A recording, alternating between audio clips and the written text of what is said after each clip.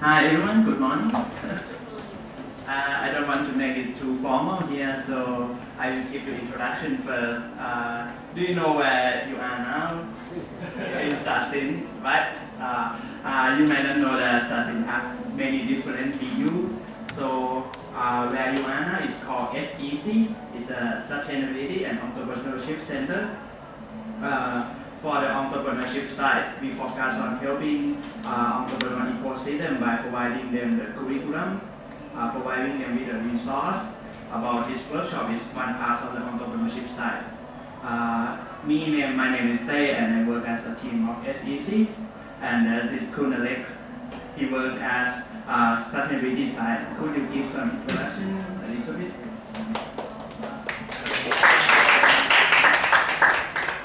Thank you. Actually, I'm very new at Sasin.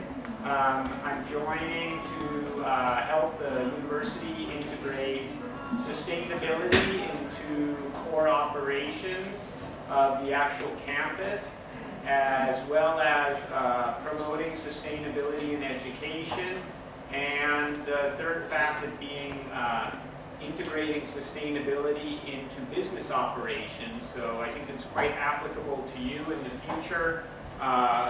Funding for startups and projects at Sasin will increasingly include a sustainability component, not necessarily what you might know as corporate social responsibility or philanthropy, but that is integrating these types of concepts about society, environment, and people into the core business policies, strategies, and operations.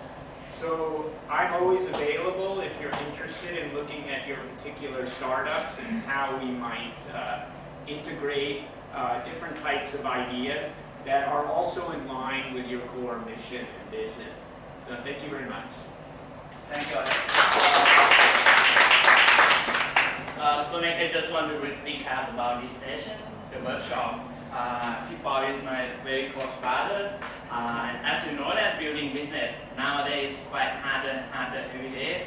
Since you are small and you are quite a startup, you have to get your own voice out there, and you have to make your own space. It's very difficult right now to do that.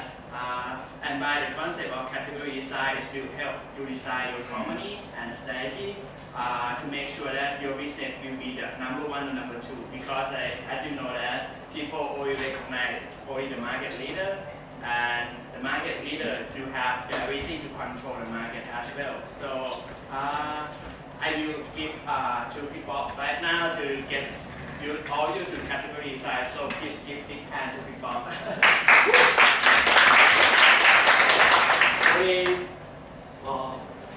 Regardless of number of people in the class right now, I always give my full out. Okay, so I have spoken 100 people, 100 people, but this is a very nice 9:15, 9 a.m. Classes. So I hope you don't mind taking notes on my laptop. take your time. But I can share you the slides as well if you like it.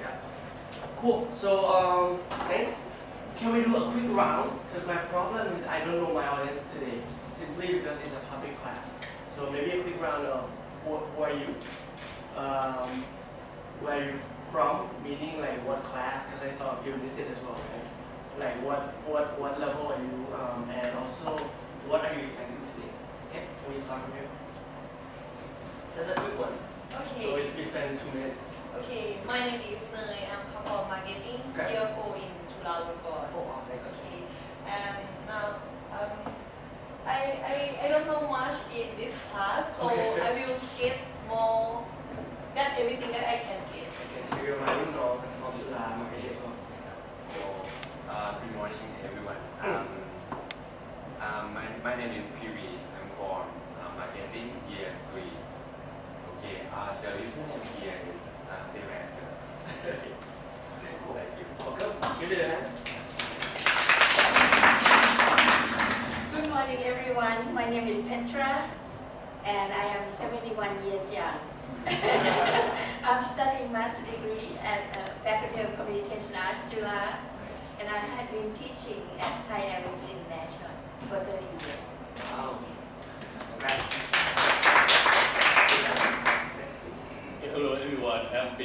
Right now, I work for a startup company called Polpat. Basically, I work in a BD unit. So, nice to meet you, everyone. Okay, everyone. My business is dominant detection platform. I am MD of IT company, startup company. I try to develop my diagnostic detection platform product prototype. It will be finished in few months. Welcome. Okay. Hi, I'm Mike. I'm here through Net Impact, and I've got an engineering background. I'm considering doing a startup now, so I want to know how to make it a unicorn. Hi, my name is Marina, and I'm from Spain, but I'm doing an exchange here. I study in Denmark, so in Denmark I'm in third year. And I think I just love to learn, so it just sounded really interesting. And I cannot apply it directly now, I don't have a startup. But it might come an idea that I want to develop, so it's always nice to know new things. Hi, I'm Pat, and I run hotels, conference hotel, boutique hotels, and I'm also in the IoT space. I'm building a smart devices that prevents old people from falling. So, pleasure. Hi, my name is Ken. I'm a consultant, engineer on PLC. Nice to meet you all. From where? From PLC. The small company, consultant company in Thailand. Nice to meet you. So my name is Khun. Yeah, I have a business background. Currently, I'm working with the SaaS management consulting. Hi, I'm Kat. I study psychology from QRMQ, and I'm here today because I'm interested in the topic.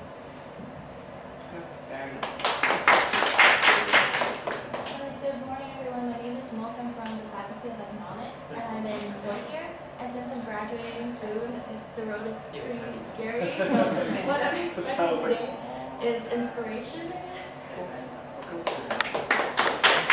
Hello, my name is Sushat. I have a factory, a rubber factory. We make rubber products for automotive. Last year we set up a new company for Rubber Idea. So we want to establish our own brand, and we have a new product. So I'm looking for product designers right now, but I'm here because I'm interested. Okay, give it a big hand for everyone here today. This morning. Okay, alright, so my name is Pop. Just simple as that. No need to call my Thai name. So I run a workshop called Different Maker, and I'm the founder myself as well. So I'll give you my full introduction page later. So hello, good morning. So question I want to leave you here first. From this slide is there are two types of people in this world. So the one who are a more pinky stylish umbrella, and the rest with a more gray kind of umbrella, right? Which one do you think you are? Okay, you get a small hand for the pink one. Pink. Okay, you're more different, wonderful, right? Okay, but the reality, right? I went to spoke at around 20 university last year. What happened is a lot of people said, so I asked, what do you want? Pink or gray? They will say, hey, pink. I say, keep up your hand if you are pink right now. 100%. That means people are afraid and are fearful of being different. And throughout the education system we have set up here as well, throughout the family kind of belief that's sent through from the recent generation as well, right? People are not there enough to be different, especially in the business world. So that's why I study those businesses who are super different. That's why the topic today is about creating the unicorns. And it's about the topic here is about how to think like those guys who are who play full out and play bigger enough to become something very different for the world and actually make a difference for the world. Okay? Is that a good start? Alright. So what you're getting today is you'll get a lens. So for me it's a pink lens. So it's a lens of different maker where you see things in two colors. You see people, you see business, you see community, you see companies in a different lens. So simple as if you go to a real estate class, right, you start look at buildings in a totally different way. Normally you walk past this building for like 4 or 5 years and then you never have a chance to think about it from the investment perspective. But after you took a real estate class, right, you start to see new lens by seeing, hey, okay, I can do something with this building, right? I can now buy this building because I have knowledge from the class about loan as well, right? Simple as that, same as what I'm doing here, right? So, but what you see here is you see what in business is a real difference, and what business have more chance to success, what business have more odds to be very successful, and what business is actually have the real difference for you to join, invest in, partner up, or create. Okay, so that's fair enough. I have 2.3 hours. That's my KPI to deliver a lens for you. So you get a new lens, going back to your business, going back to your partner, going back to even school to see what path you want to take in terms of choosing your options. Okay. So that's me. So quick run through, right? I'm the CMO co-founder of GetLinks. So GetLinks is here. You probably might have heard it. We're number one in terms of technology hiring in Asia. We're invested by Alibaba, entrepreneur fund. We're invested by the fund of SCG. The other one I haven't put here is we're invested by Seek. Seek is the owner of JobCB. Roughly total investment we got around $6 million. My company is we're 100 employees with 20 nationalities inside. So quite an epic. We have some Spanish as well. So we have some Chinese, we have some Korean, we have some Indian. So we believe in variety and diversity of team members. And we believe that throughout their belief in each country and throughout their skills and throughout their education system, it built something very interesting for us to learn as people of our team. I'm also Forbes 30 under 30. I'm 29 right now. We've been building businesses for 4 years, only 4 years, and I'm a contrast person in the theory of business will take 10 years to be successful. So speed is something I'm looking for since I started. So something I want to share with you is something about speed today. So my quick journey, right? I'm an honorary guy. So I was just like this, right? Around 7 years ago. I just had my friend anniversary with a friend who I knew from school. It was 7 years ago when I graduated. So my quick journey is that I started as a consulting as well. I've heard of consulting there. I start from as a consultant, work my way up 2 years into the firm. I'm not the smartest one. I was like an average one, right? Trying to work my way up, right? Suddenly my career path changed. No offense, but I worked up to 3 a.m. and then I tried to go home. I said, okay, I'm the last one. I can go home and then pick my things up, right?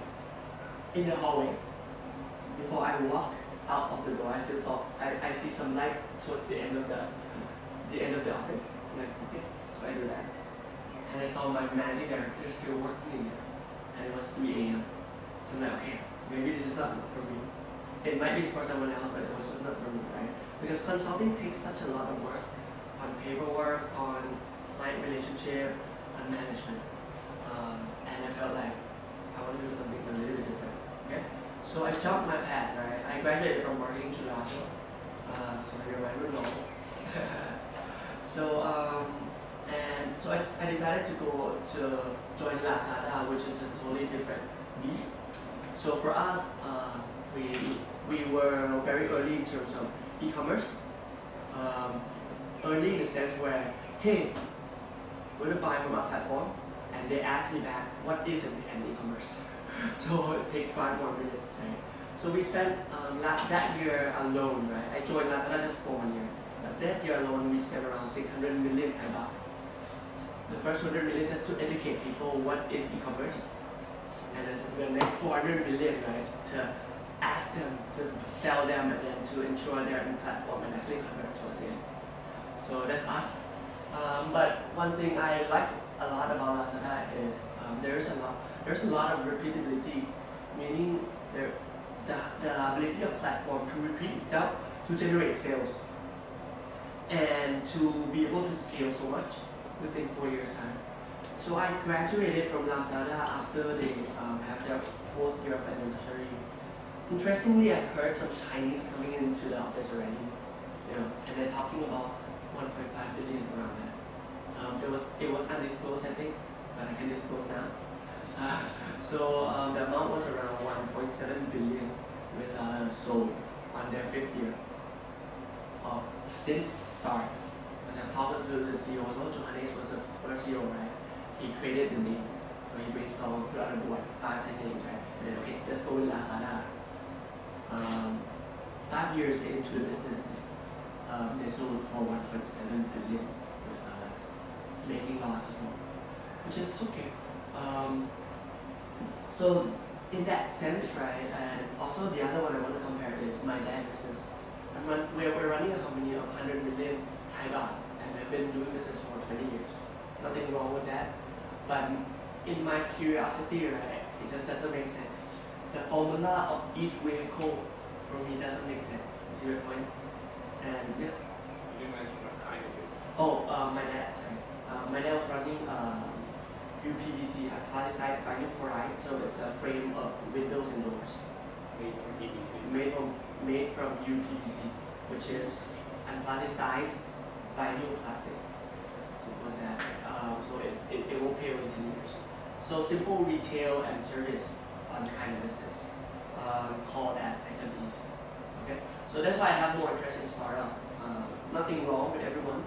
I still go to made to order food restaurant. It's fine. However, it would be better for us all, to know if what kind of vehicle there is in the world and which one is the most speediest one. Okay, so that's why I'm here today, and that's why it required business these days to think a little bit different from how we have done it for the past 10 years. Okay? Hope I get your attention. Okay, other than that, right, acquired by Alibaba, so I decided to co-found GetLinks in 2015, 4 years ago. Very lucky, but I built my own luck as well. So we are probably the only Thai startup that dare to apply to a startup program in Silicon Valley, right? It was called Founder Startups. There are accelerator program that invested right up to now around 2,000 companies around the world. So we went to Silicon Valley, go through their what they call Hell Weeks. So really push a product, push a limit, and push our distribution to get a product to hands of customer in weeks time. So we have gone through that. And after that, right, we really get the international mindset of how they actually do a startup in Silicon Valley, right? And now we're backed by Founder Startup from the US, Cyber Venture from Japan, SCG from Thailand, SC from Australia, Alibaba from China. So those are all founders. Okay. Spoke on different topics, right, for the past years, right? But my favorite topic today is about different maker and category design. So I'm here today to present that to you. Okay. Okay, so I want to start from who are the different makers. Who are the different makers? Sorry, did you explain what your company does? Or did I miss that? Okay, I shortly missed it. Okay, Maybe I don't want to. No problem. So GetLinks, what we do is simple as we connect tech talents, in this case developers, programmers, developers, designers, and digital marketers. Also government, we just talk to them, they want to add data, right? Developer, designer, digital marketer, and data, which is 4D, to top companies. Simple as recruitment. However, what we do is we automate around 70% of a normal recruitment agency process by using platform, and we curate them through a platform and match them with big companies like we have matched Google, Lazada, Lazada, Grab, Uber, right now SCG, MFEC, SCB, Accenture are working with us to source the right talents to build their dream team, their dream tech team in the companies. So it's very simple. It's a tech recruitment. So we recruit tech talents for companies. I think we got the right timing as well. But the reason why we got the right timing is by design. So we designed this category of technology hiring for us to be number one as well. You understand this more throughout my presentation. Okay? Am I going too fast, too slow, or too boring? Can you push the mic to your mouth? Okay, perfect. Got it. Thank you for that heads up. Okay, so today is about different makers, right? So different maker is a group of pirates, dreamers, creators, innovators, and rebels, right? Rebels that dare to make a real difference to the world, and they look like this. So they go against the world. That's why they go pink, not go gray. By creating a few things, right? By creating extraordinary companies, community, and celebration of new category to the world.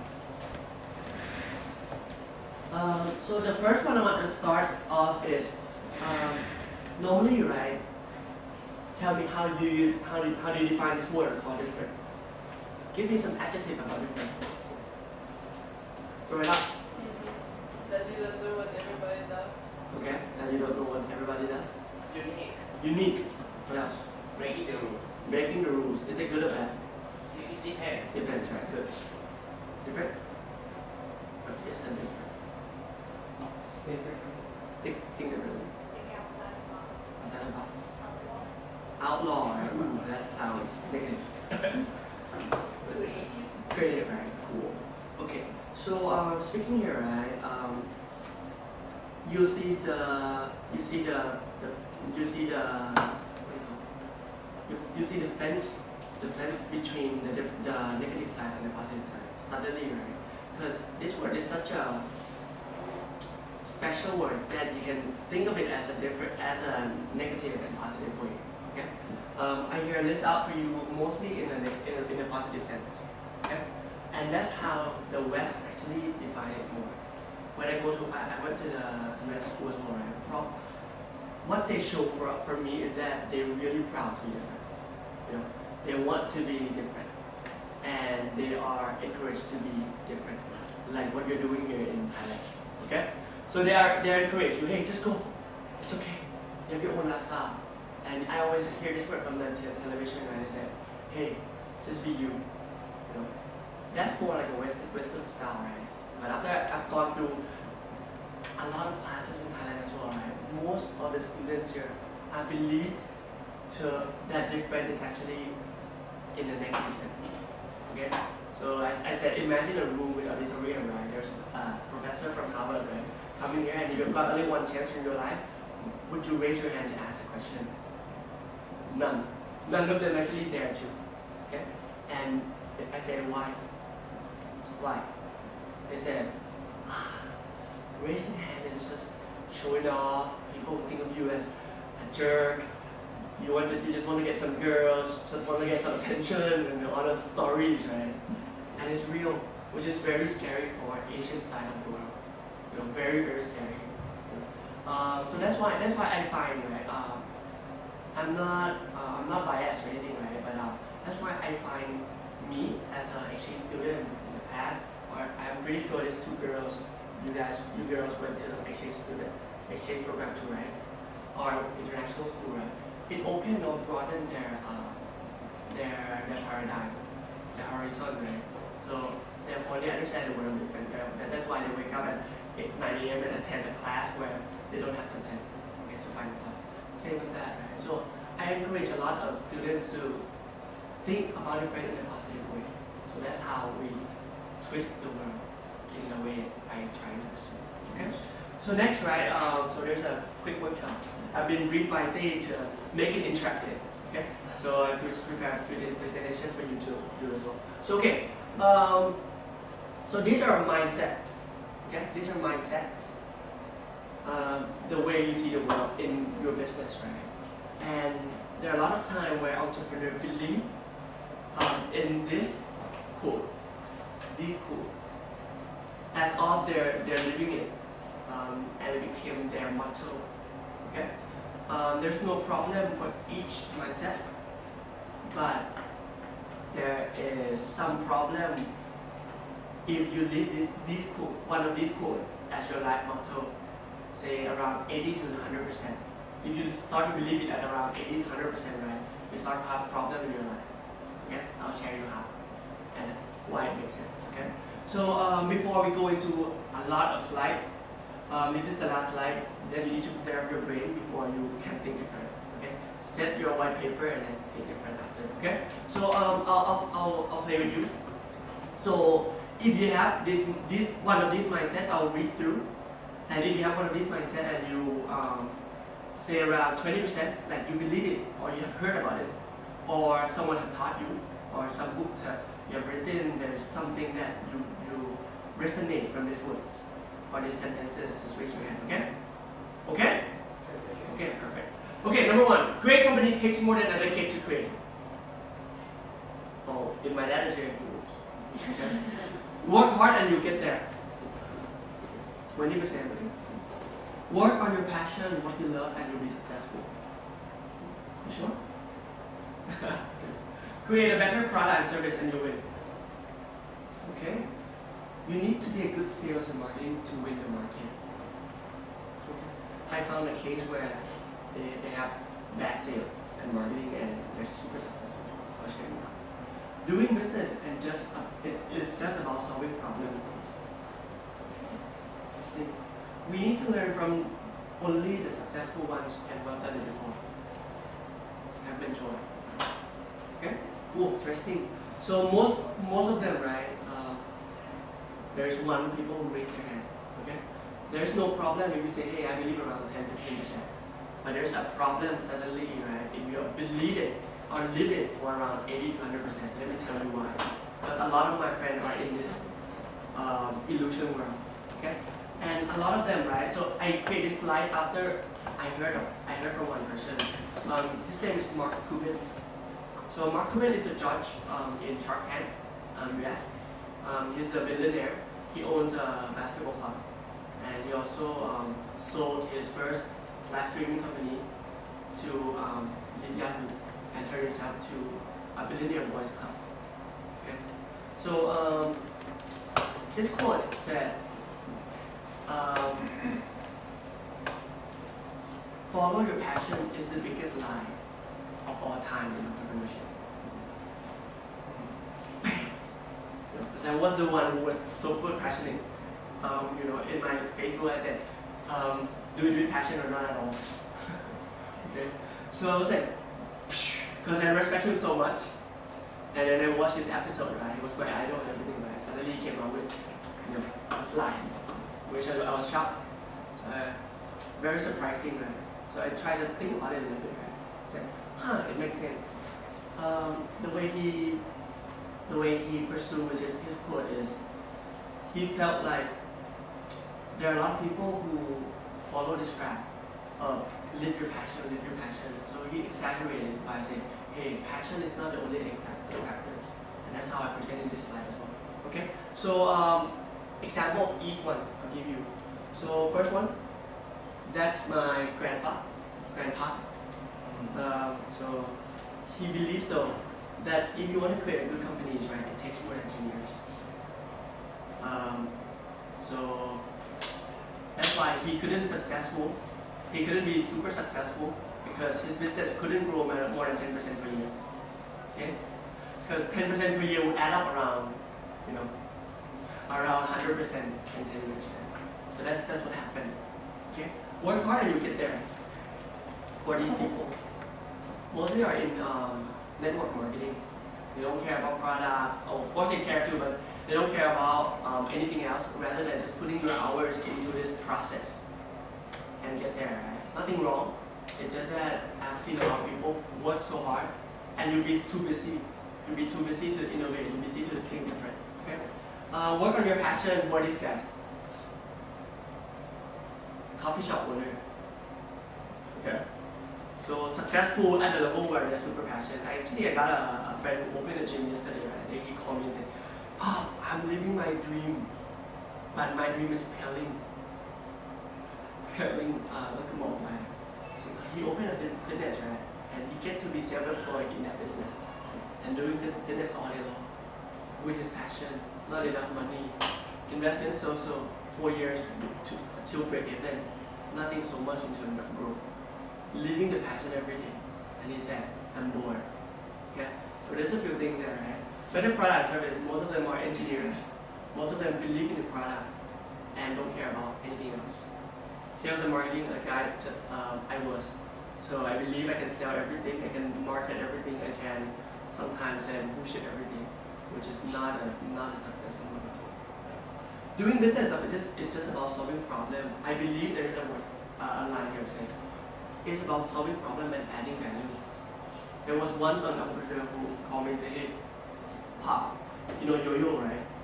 Yo-yo, okay? Yo-yo, right? Is it the same in Spanish? So, an entrepreneur once asked me, what is yo-yo solving? It's not solving your boredom, okay? It doesn't solve your boredom, it just adds value to you. And gaming is not actually solving your boredom. It just adds value to you. See my point? So there's another side of the world where I trickily ask this, right? Doing business is just about solving problems. It's not just about solving problem. It's about solving problem and adding value as well. Okay? So there are two things inside this book. We need to learn from only the successful ones who have done it before, right? I certainly don't have a mentor in Thailand because building a Asia leading technology hiring platform in Thailand, there's no one who has done it before. So you need to work your head way ahead and learn from others, but you don't have direct mentor who have done it before. Okay? So with each course, right, there's a flow, which is fine. There's nothing perfect here.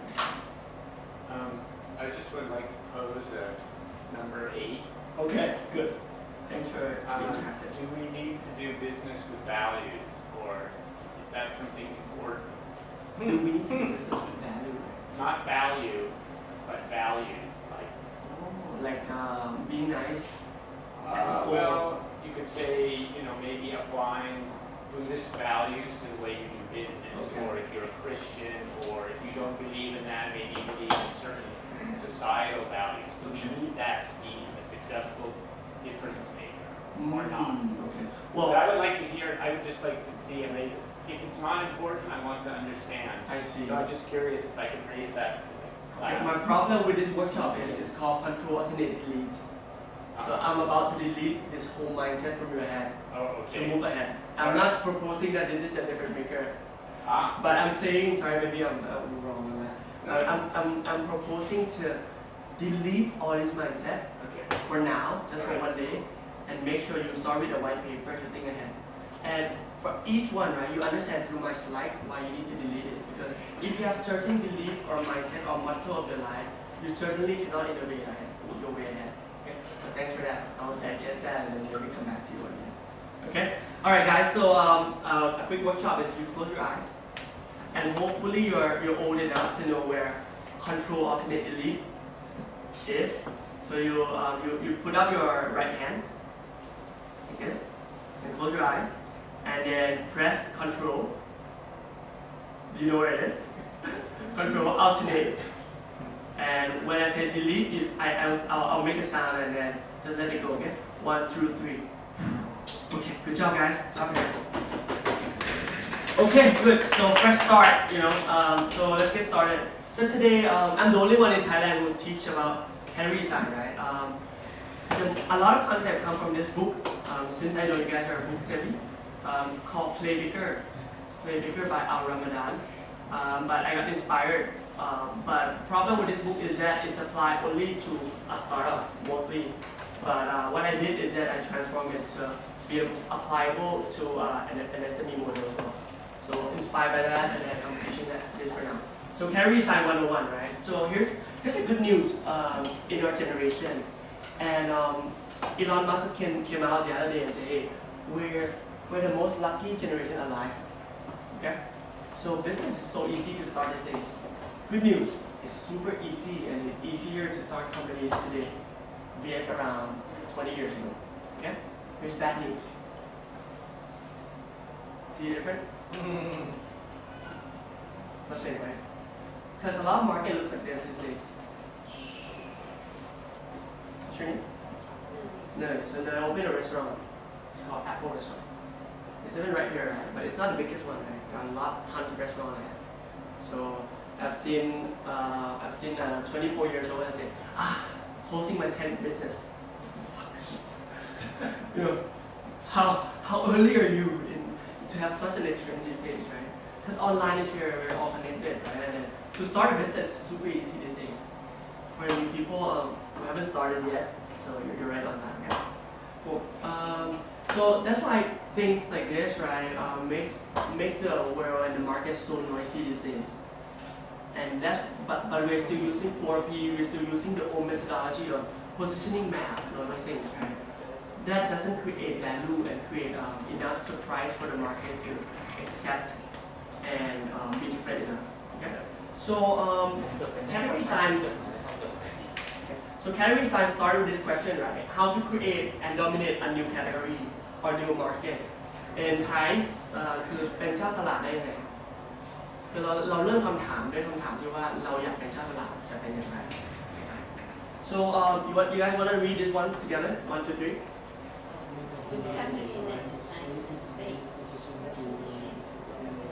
Okay, one more time.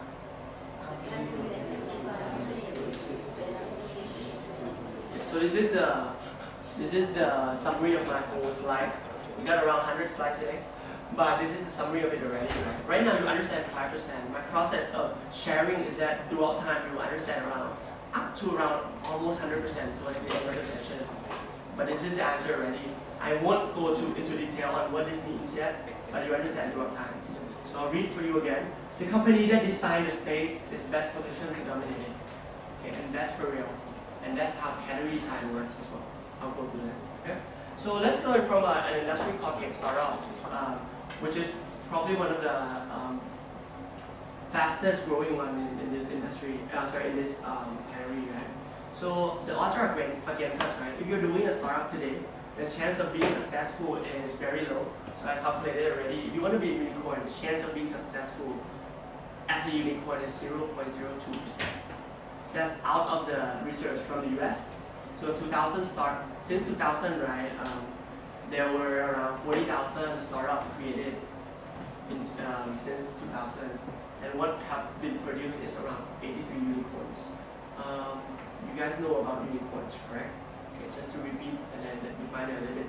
Unicorns are defined through venture capital, where they're looking for such a rare animal to invest on, or in this case, hunt on. Okay?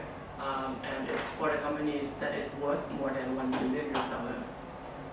ก็คือมันบริษัทที่มีมูลค่า 30,000 ล้านบาทนะครับจะเรียกว่า unicorn. So the market today is very fast.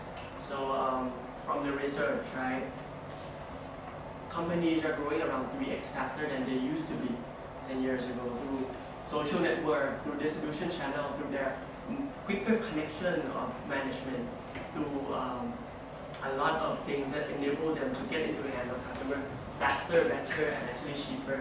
Okay? So can you see this? So this is a graph that shows very interesting, and it's been stuck in my head for 5 years. Okay? And I'm giving you the answer right away. So please take it. Okay? So this graph, very simple. This is the valuation of companies, unit in billions. Okay? Unit in billions. And this is years since they found the company. Okay? So 2 questions to you, and then the fastest get a hands. So which company have the quickest valuation of $1 billion US, and how long does it take for them to get from 0 to $1 billion? Read your graph. Okay. Read your graph. Which company? That's it. Which one? One it. Less than 1.5. So $1 billion is here. Okay. And the fastest one is Snapchat. Good job, guys. Okay, give it applause. So how long does it take from start? To be exact, it's around here. 1.6 years. Okay. So my question to you is 1.6 years. where were you? Okay. So in 1.6 year, right, this is the fastest in the world already. Okay. And it's very important for you to know, so you have a benchmark of how you run business these days. Okay. Not to offend yourself and feel like I'm too slow, but to know the benchmark of which one are the fastest one in the world. Okay. As of now, it's Snapchat. But how much money did they receive in the startup phase? Do you care? Do I care? Well, because to achieve that growth, can the average person achieve that kind of growth that quickly? Or if I have $500 million to realize my idea, that's quite different than the average person here. I see. But the valuation is actually perceived through the value or future value, mostly future value you created already, right? So that you're saying that's a future valuation, and not the actual sales or. Okay, I'll make it more direct and real. So do you know why this thing actually have an angle there? So that's when Facebook, Mark Zuckerberg, flew down to see him and offer a $1 billion offering. So that means the value of the business is actually real. See that right? So he wants to buy the whole thing for $1 billion. So every time there is a check, that means they raise something, or they want to be bought something. Value. There's a perceived value where he offer. So right. there's a check where hey, write your own check. So that means it's a real value where you actually, if you take it, right, you can put it in your pocket. I care whether it's real or not, it's real money. Whether it's real value or not, it's real money. So that's how I perceive. Okay. Thanks for the question. Very good one. I haven't received a question from this slide yet. So far for the past 2 Because I'm American, I can always ask. Which is very good. Because they're so different. Good job. So even Spiegel, the CEO, didn't take it. He said, no, I have some more vision. Plus, he's a bit rich already, so okay. So he went to IPO at $10 billion US dollars after 2.6 years in business. Okay, good move, 10x, and he still owned around 20% when he exited. So good enough. Okay. Next one is Oculus. The reason why there's no line after that is because Facebook bought it. So after 2 years into the business, right, Facebook bought it at 2.3 years at $2 billion valuation. Okay, and many more. Very curious about this slide because I felt like what. So when you run, right, you always, if you're an athlete, right, you want to know in this world what are the fastest. What are the fastest. So I have a benchmark and I actually know my gap in reality to see how I can run faster or not. Force not to beat up yourself and say, hey, I'm too slow. Okay. Sure. Can you explain the end of the line? The end of the slide is when The beginning. it's when, okay, good question. Okay, so it takes off around here. So some business, right, to revert back to you, I have that question as well. So some business, right, they have time in business. So say I'm in it for 5 years, right? And then they have no valuation at all. Then something pick up, new technology kick in, new investor kicked in, right? And then they join the club of 83 unicorns. This is the analysis of 83 unicorns. Okay. Interestingly, right, they're unicorn created in 6 years. This is the 6-year time. So remember my first quote around, hey, a good company is take a decade to create. My problem is this guy don't believe it. This guy say no to a 10 years time. So and then actually a quote summarizing from this slide saying, if you are a company that is worth less than 500 million per year and you're 6 years into your business, most of the time you're likely not becoming a unicorn anymore. So you just stay there. Simply because in 6 year time, what happened? 6 years ago, you didn't know e-commerce. So the whole paradigm of business and industry shifts. So if you're not reaching 500 million in 6 year time, likely you're not becoming a unicorn. Okay? Very, very interesting business. So a way for SME current business or a startup that have been running it for 5 years and you're still not reaching 500 million valuation, right? You better pivot. If you want to be unicorn, you better pivot or do something else. Okay. Okay. Sir, It's I have a question. sure. Like, you know the dots that computer slide? They're like dots. So it became what is that? So they die. So it became unicorn and they died. There are lots. Okay. It is fine. Or I'm not sure. So the other one is that maybe it just started. As a unicorn. So there is a line here because they can track a valuation of certain company because they are very open and disclose the amount they raise. And some of them, I'm pretty sure they don't disclose the amount. Okay. Good question. I haven't got that as well. Mostly I teach SME, CEO, and young generation startups. So very, very appreciated your questions. It's an art. Category design is an art where you compare between two people. First one is category king. There's only one category king, right? The other category they compare it with is everyone else. So category king and the rest. So you're comparing number one to the rest of the industry. Okay. So who are the category kings? I believe in certain things. I believe there is a word connection between category and brand. Okay. Somehow it's stuck in our head without us knowing. So let me try and prove this right for you. If I throw out a category name, say in Thailand for example, category name in Thailand, you throw a brand back to me, okay? Okay. So try Japanese car.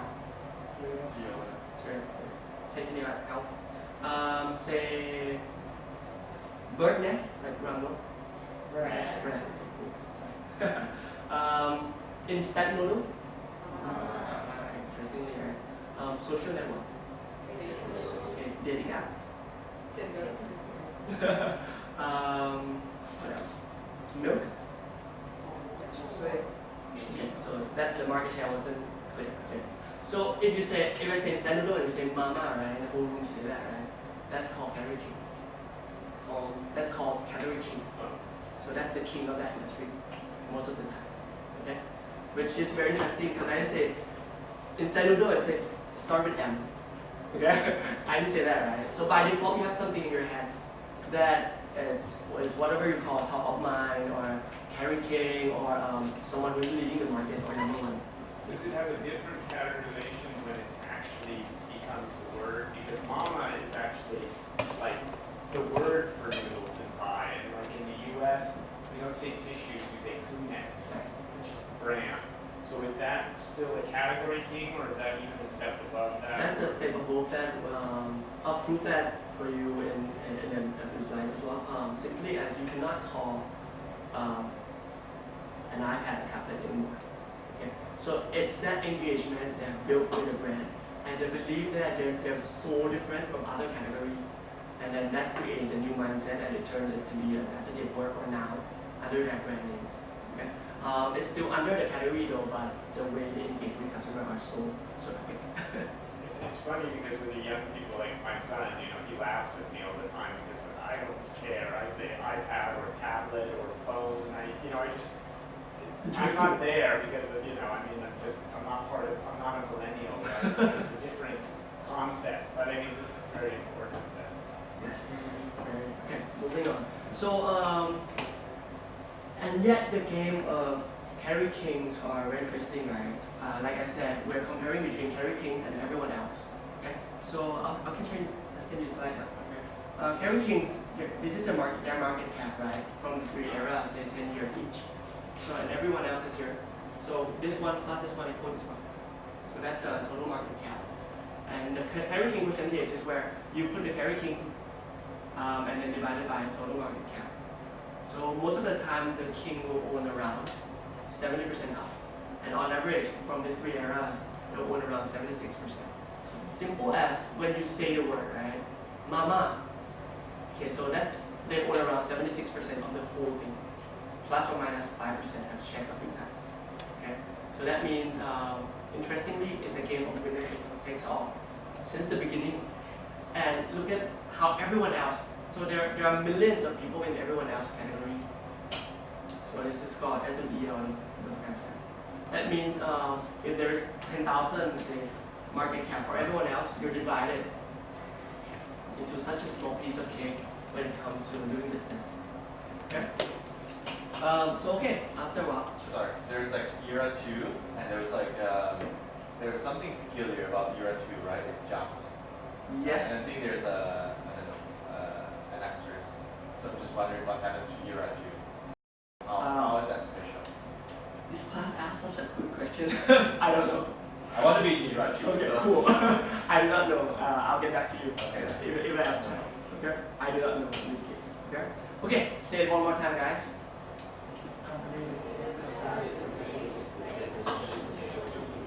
Okay. Hopefully you get 5% more of this one solution. Okay. Okay. So we're living in a world where better doesn't help us play bigger anymore. So the reason why the book is called Play Bigger is you guys are already playing big. You know, coming here, it's Tuesday morning, and then you guys trying to take class. You probably have class and you skipped it and to join the session.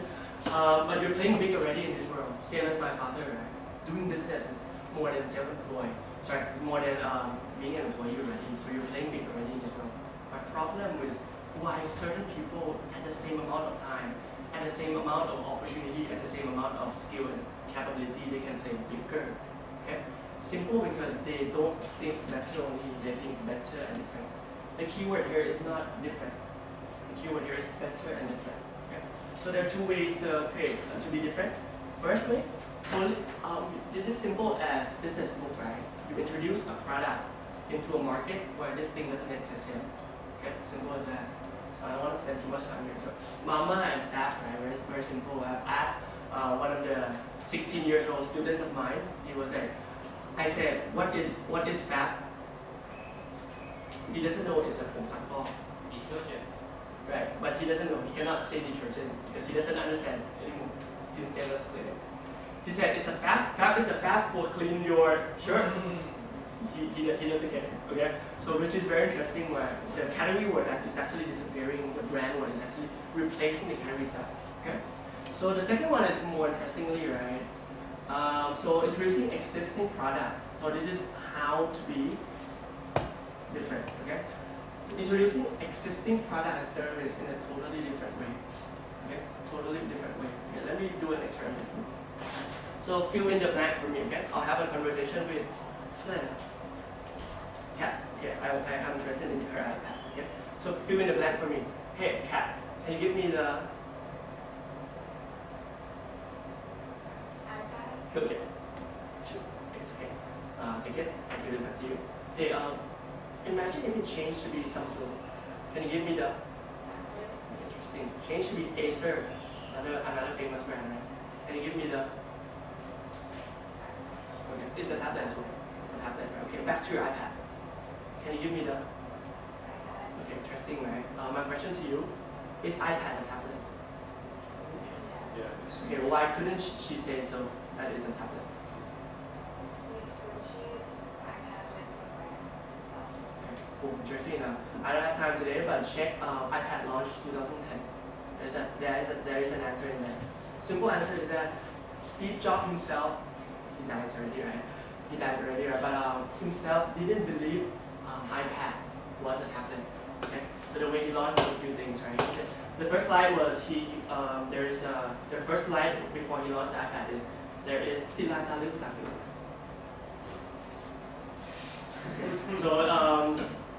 So there's a picture of a guy holding a magic stone, doing that, and he said, last time I see a good tablet was like that. So it was a joke, saying that fuck tablet from the past. Okay. Second thing he does was, there is a new mobile device category in between iPhone and MacBook, and then he introduced a new iPad. Okay. Check out the video, and then you understand clearly how he presented it. He doesn't have a 1% belief that he's launching a tablet. He felt like what he's doing is actually presenting a new category of the world in the subcategory of mobile device, and it's called the iPad. And that's why Khun Kat, since then to now 9 years, she couldn't call an iPad a tablet. Okay, very interesting. It's been stuck in the world, in your head for a while, and no one knows this. Okay. The other story that makes a lot of sense and answer my curiosity a lot in this case.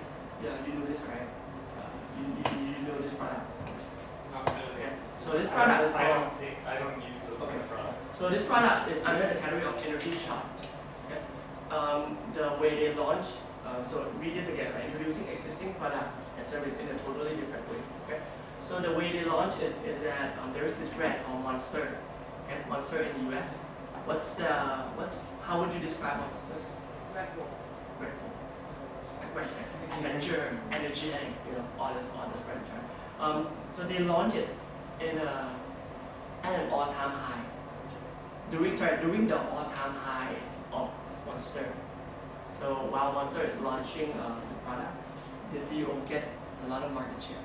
I couldn't understand why they're so successful because I felt like it's a small bottle of energy drink. Okay, so I went into a research on them, and I'm like, okay, very interesting. What I found is that what they do is they didn't tackle the weakness of energy drink, but they actually tackle the dark spot of the giant's strength. And let me say it one more time. There's strength and there's weaknesses. Okay, there's strengths and then there are weaknesses. Okay, what good companies do is they don't attack the weaknesses because weaknesses can always be covered. Okay, I'm not good at that. You can always learn English, whatever, right, to be good at that. Right? But there's in your strength there is this thing called dark spot. Because just like love, it comes in pairs. Okay, so a good woman sometimes. Sorry, I don't want to go there. Right? But the coins always have two sides. Okay, everything comes in package. Okay, simple. But on the strength side, you cannot change something. If you're good at something, there's always a dark spot of something. Okay, so in this case, what is the dark spot of such a big brand called energy of Monster? They're energetic, they're adventurous, they're active. What's their dark spot? Battery health. Yes, good job. So their battery health, they cannot change that. Okay? Because it attached together with their biggest strength. Okay? So it is attached, right? So after the CEO of this company found this, right? He found a research that Monster covered already. So after 1,000 interviews, he found that energy drink actually killed a few people, but Monster paid to cover the case. Can do that in America, right? Yeah, of course. We do it one day. Okay, so what happened is that there was a nurse, and she needs some energy because she didn't read for her exam at all, and her exam is in 8 hours. So she drank the whole thing, Monster drink. It was a large XL size. Give me super energy to get through my night. She drank the whole thing and she didn't sleep and she got through her exam. Good job. First night she didn't sleep, second night she didn't sleep, third night she didn't sleep. She's dead on the fourth night. Okay, so that's what happened. Okay, so the CEO summarized it in a very interesting way where there is a subcategory under energy drink. I don't know what it is, but it's got to be healthy energy drink. Okay? So what he does was, okay, he brainstormed a few words, right? But he got this word called shot. Okay? Can you define for me, what is an adjective to define shot? What you guys know? Shot. Like how do you describe it? Shot. Short. Say again? Shot. Shot. Shot. S-H-O-T. Shot. Shot. Shot. Okay. How do you describe shot? Small. Okay. Small. Cute. Quick. Yes. Say it again. Yes. It's okay. Dense, strong. How's the price? Shot. Shot is expensive. More expensive, right? Interestingly, right? So he got his word, right? And I didn't give you a hint of what shot is, okay? But in our mind, there is a connection between words. If I say something, you can describe me something because that's how we have always been taught in school, right? So he got this word called shot, and he felt like, okay, I'll add the word energy, 5-hour energy, but he doesn't need to be very public about his shot idea. Interestingly, here's how you launch a product. A sun shape here. There's someone to run right here. Energy drink right here, there's what? Orange right here? Sugar free, only how many calories, right? And you only need it for 5 hours. Okay? Now his segmentation is totally different. It's not active or anything, it's just a healthy energy shot.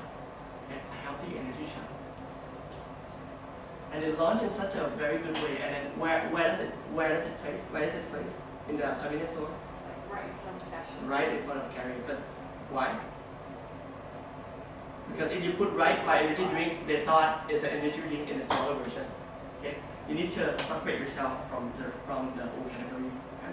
And how much does it cost? So let me give you a hint. The big, large XL energy drink is around $2.99 US dollars. Yeah, so this is $4, $2.99. Just to ask you one more question, right? Do you think the ingredient inside is similar to the energy drink? It is. Very, very. Okay, so right now the market for energy drink is around, say, $1 billion US dollar. Okay, I'm just guessing, but so he owns a part of energy drink called Energy Shot, which is around $100 million US dollars. Okay, how many percent does he own? 76%. Interesting enough, right? So that's how you become a different, in a totally different way as well. Launching a product that attack the dark spot of the giants. And so how would the giant react then? I didn't see them doing it because they can't. Why? It's, if NGDs don't look active, then what do they look like? Interesting, right? Actually, they did, right? Without a good knowledgeable thought, they launched a Monster Energy Shot. And in 3 weeks' time, it closed down because they felt like, super quiet. So that's the strategy you call repositioning. So you create a filter for your consumer, and then you make the giant feel bad. The more they promote the giants, right, the more customer comes to your channel, because there's always a dark spot in such a big giant strength. Okay, interesting. Okay. Today, right, we're learning about. Do you guys know what's in that? Okay, we're learning about this snack. This is high quality access, right, and then price here. So it asks what are the 2 angles you're better from other competitors. So just from my view, this sucks. Like it's been old, it's been outdated, it's been paling. Okay.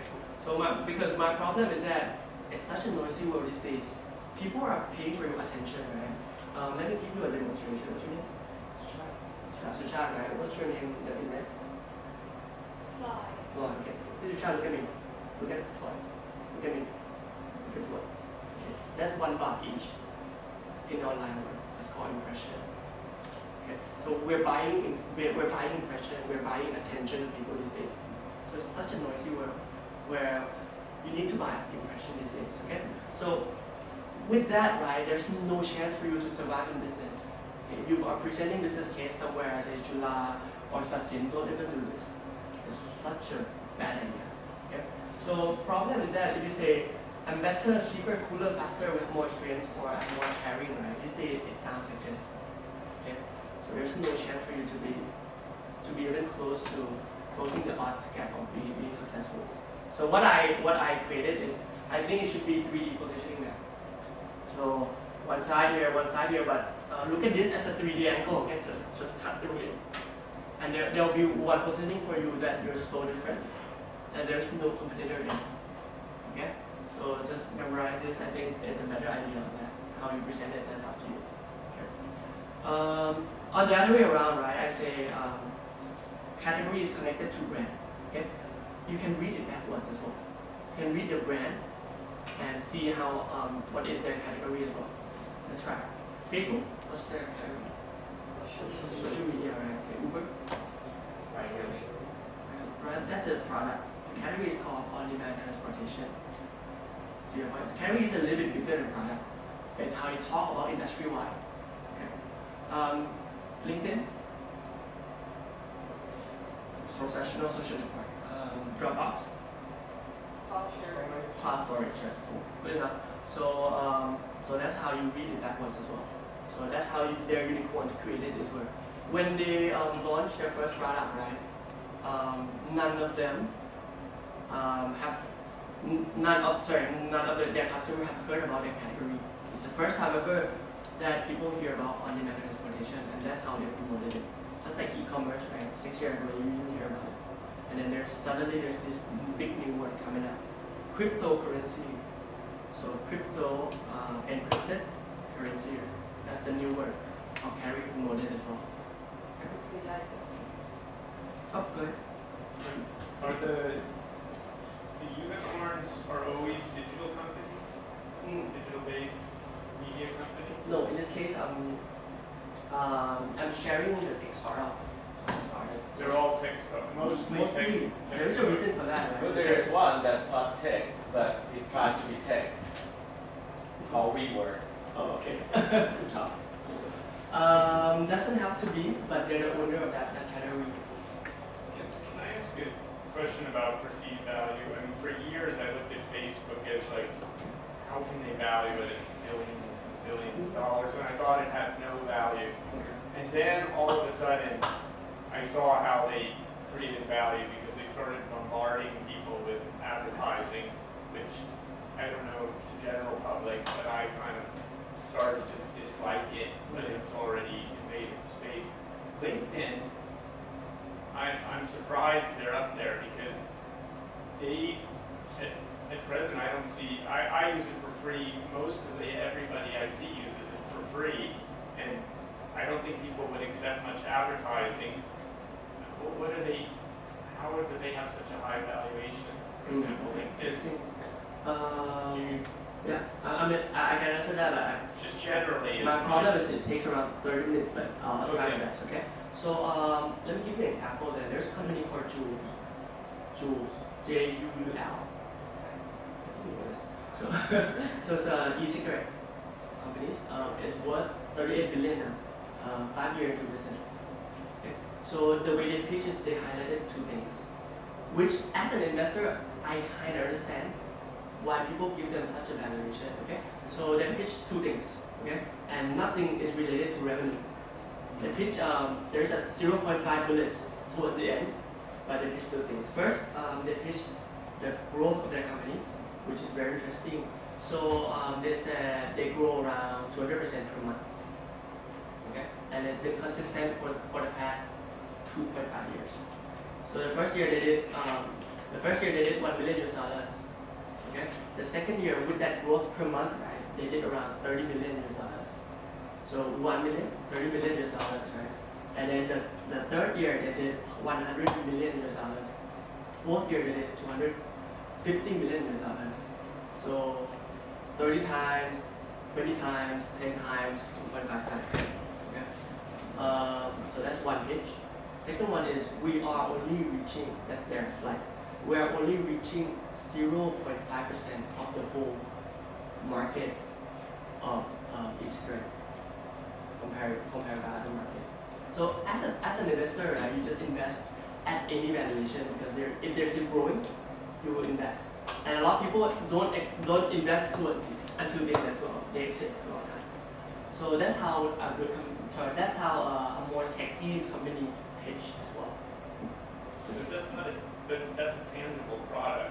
LinkedIn is a perceived, perceived value in the network or something. I don't know. That's what I'm trying to get my head around. Sorry, everyone else knows. It's okay. So with that, they add another. So it's the same. They pitch the potential of the market, their growth, the market size, and then the third one to add it on, right? They pitch potential to make revenue. So a calculation like Facebook, right? Hey, what if we can make around $1 from our users? But it's not our strategy right now. Right now, it's about our user growth. We need your money to pump our user growth in. And there's 3 cases. If we can milk $2 from the user, $1 from the user per year, and that $1 per, this is our valuation and expected revenue. And it goes on and on, right? But up to the point where you sit with the CEO, and a lot of investors are there, right? You tend to invest. So even if I, and it's as a user, I don't spend money, but let's say I hate 1,000 pieces of advertising, 12 million pieces of advertising to flow through, but I make one decision based on something that comes through, and I buy a product related to that information, then that could have a perceived value of $1 or more. Yeah. And then they presented a moonshot idea of here's 5 ways we're thinking how we can make revenue. And as an investor, you read through the slide and say, makes sense. See my point? And it's real revenue, right? In the end, I totally believe that in your financial statement, you can't really lie. Because that's money flowing through. Or you can lie up to around 70%. The rest you need to be real. For LinkedIn, I'm using it as a premium account simply because I want to connect to the network, right? And I'm a recruiter. In the end, you need that just for connecting to new people. Okay, good question though. Okay, most people in the industry don't understand carry design, including the carry king. Example is there's this head of HP Cloud. The HP management injected around $1 billion into this project. The only thing they did well is they did everything better than Google Cloud. Everything. Like we check hundreds features, everything better than Google Cloud. Why did they fail? One sentence. It turns out that it makes no sense to go head to head. Simple as great ocean, okay? If there's a king, you don't bother. Don't touch.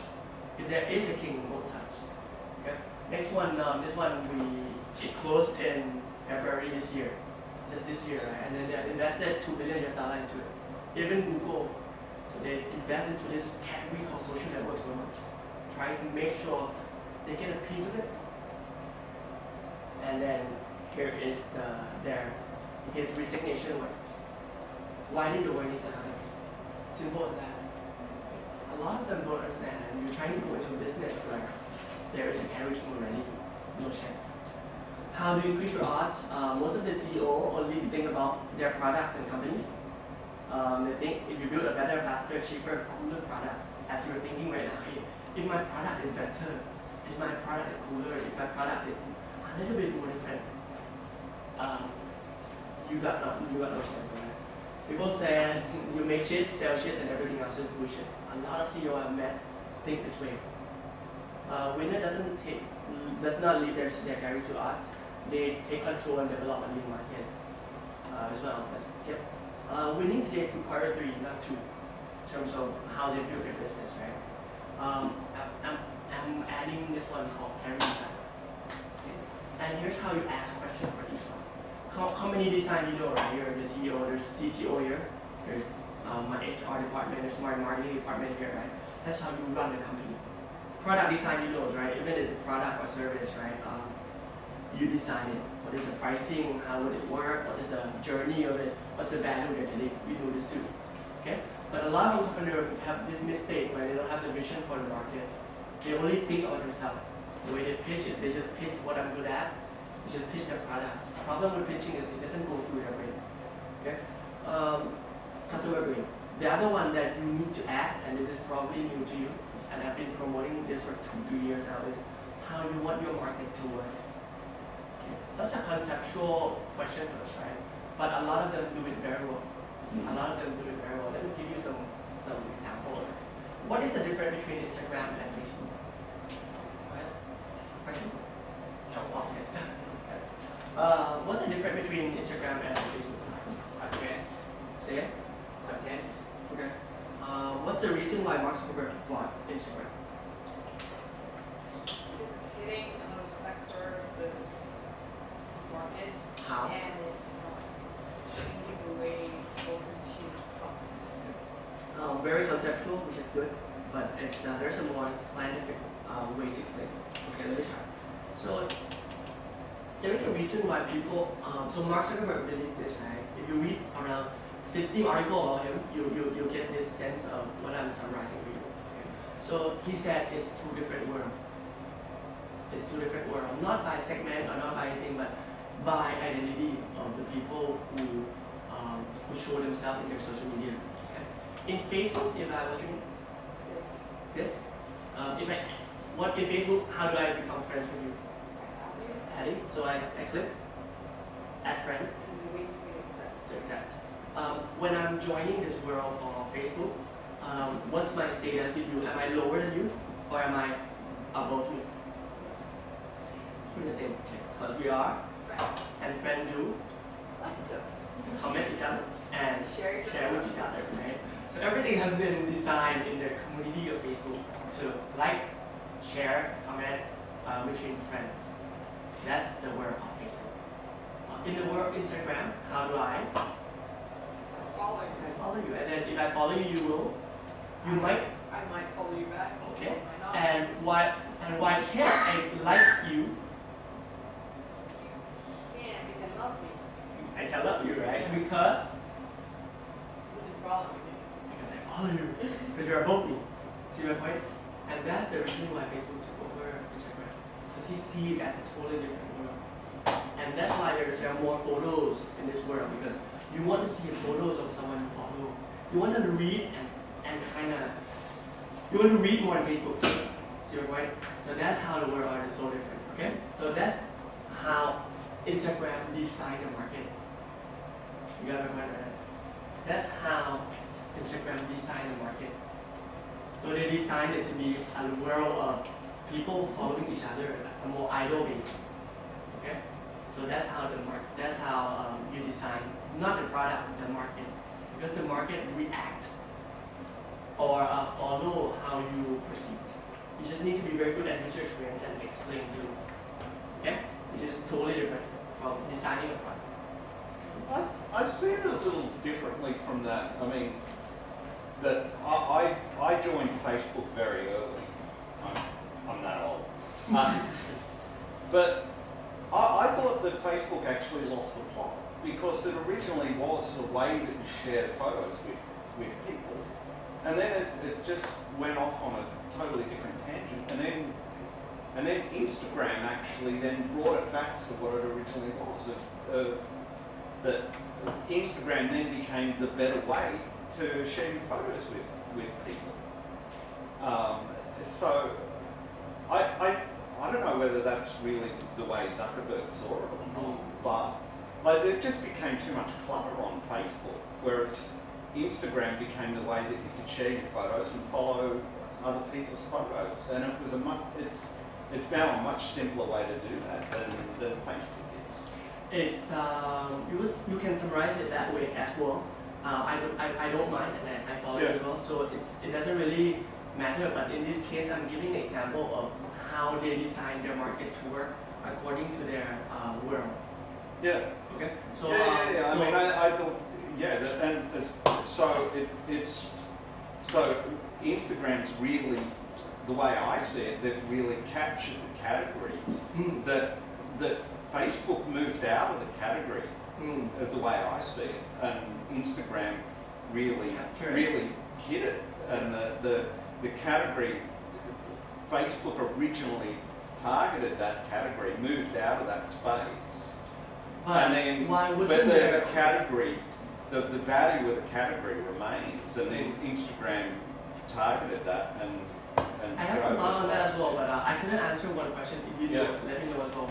My problem is I don't know why Instagram and Facebook are not combined yet. Why they're not? Why not combined? As well, why they're still different, two different platforms. I think it's separate. So that's why it's two worlds.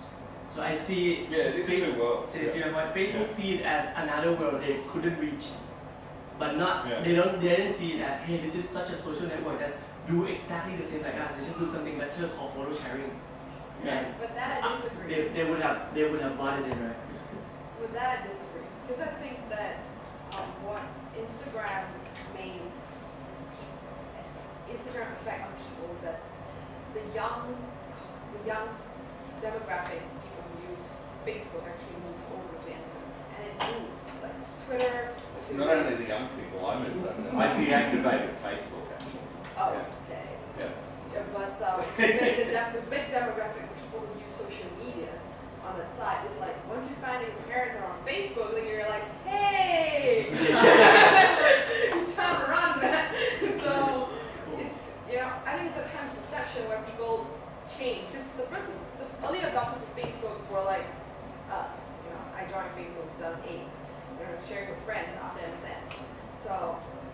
then after a while you realize a few years later, hey, your parents are on it too, and then all my friends are on there, and all my shit photos are on there. Your parents come, you want to add me as a friend? And then you'd be like, no thanks. And then you move to someone else, you move to Twitter, you move to Instagram, and so many others. Snapchat, people move to Snapchat because of their If I have time, there's a story for Snapchat as well. So okay, very interesting. Thanks for sharing. That's just one of the cases where I share with you about how they design a market to work according to their positioning, right? Okay. The other one is Tinder. You guys use Tinder? So Tinder designed that sync with the consumer behavior quite seamlessly, right? There's probably 10,000 apps for Tinder, okay? But there's a reason why they kept growing in a very interesting way, okay? So first they invent this word called swipe. They invent this word because of two trends. What is it? So it's a mobile trend. And the other trend is the screen is getting bigger. So the only way you can use your phone in an efficient way is through swiping. Okay. So they invented this word, right? They're wonderful first one to do it. So they invented a game. The way you design the market is the way I explained to guys is it's like you're a god and you're designing a game. Okay. So that's how you design the market. Okay. It's like, hey, okay, you need to kill a few monster, collect some points, collect some experiences, and then you can choose your carry path in the Ragnarok game, whatever. Right? So that's how you design a game for consumer. So they design two things. They design that if you swipe left, what happened?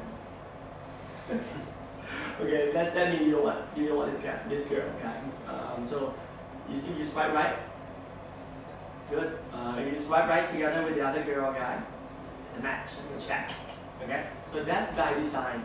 So you actually design the market to be using the platform the way you want it. Okay. The other thing that they designed in the background is that they kept the first 3 years in their launch, right, they kept the ratio of girls to be more than guy. Because guy is a bit more hunter race. So you need to have enough meat for the guys to join the platform, right? So they kept the ratio of 80% girls in the first 3 years. That's how they designed the market. That's how they kept the interest of people who join the platform. Okay, so that's the rough ideas of how you design the market. So a bit more proof about category design is we've organized and think in categories in the past. This might look messy, right? But where's carrots?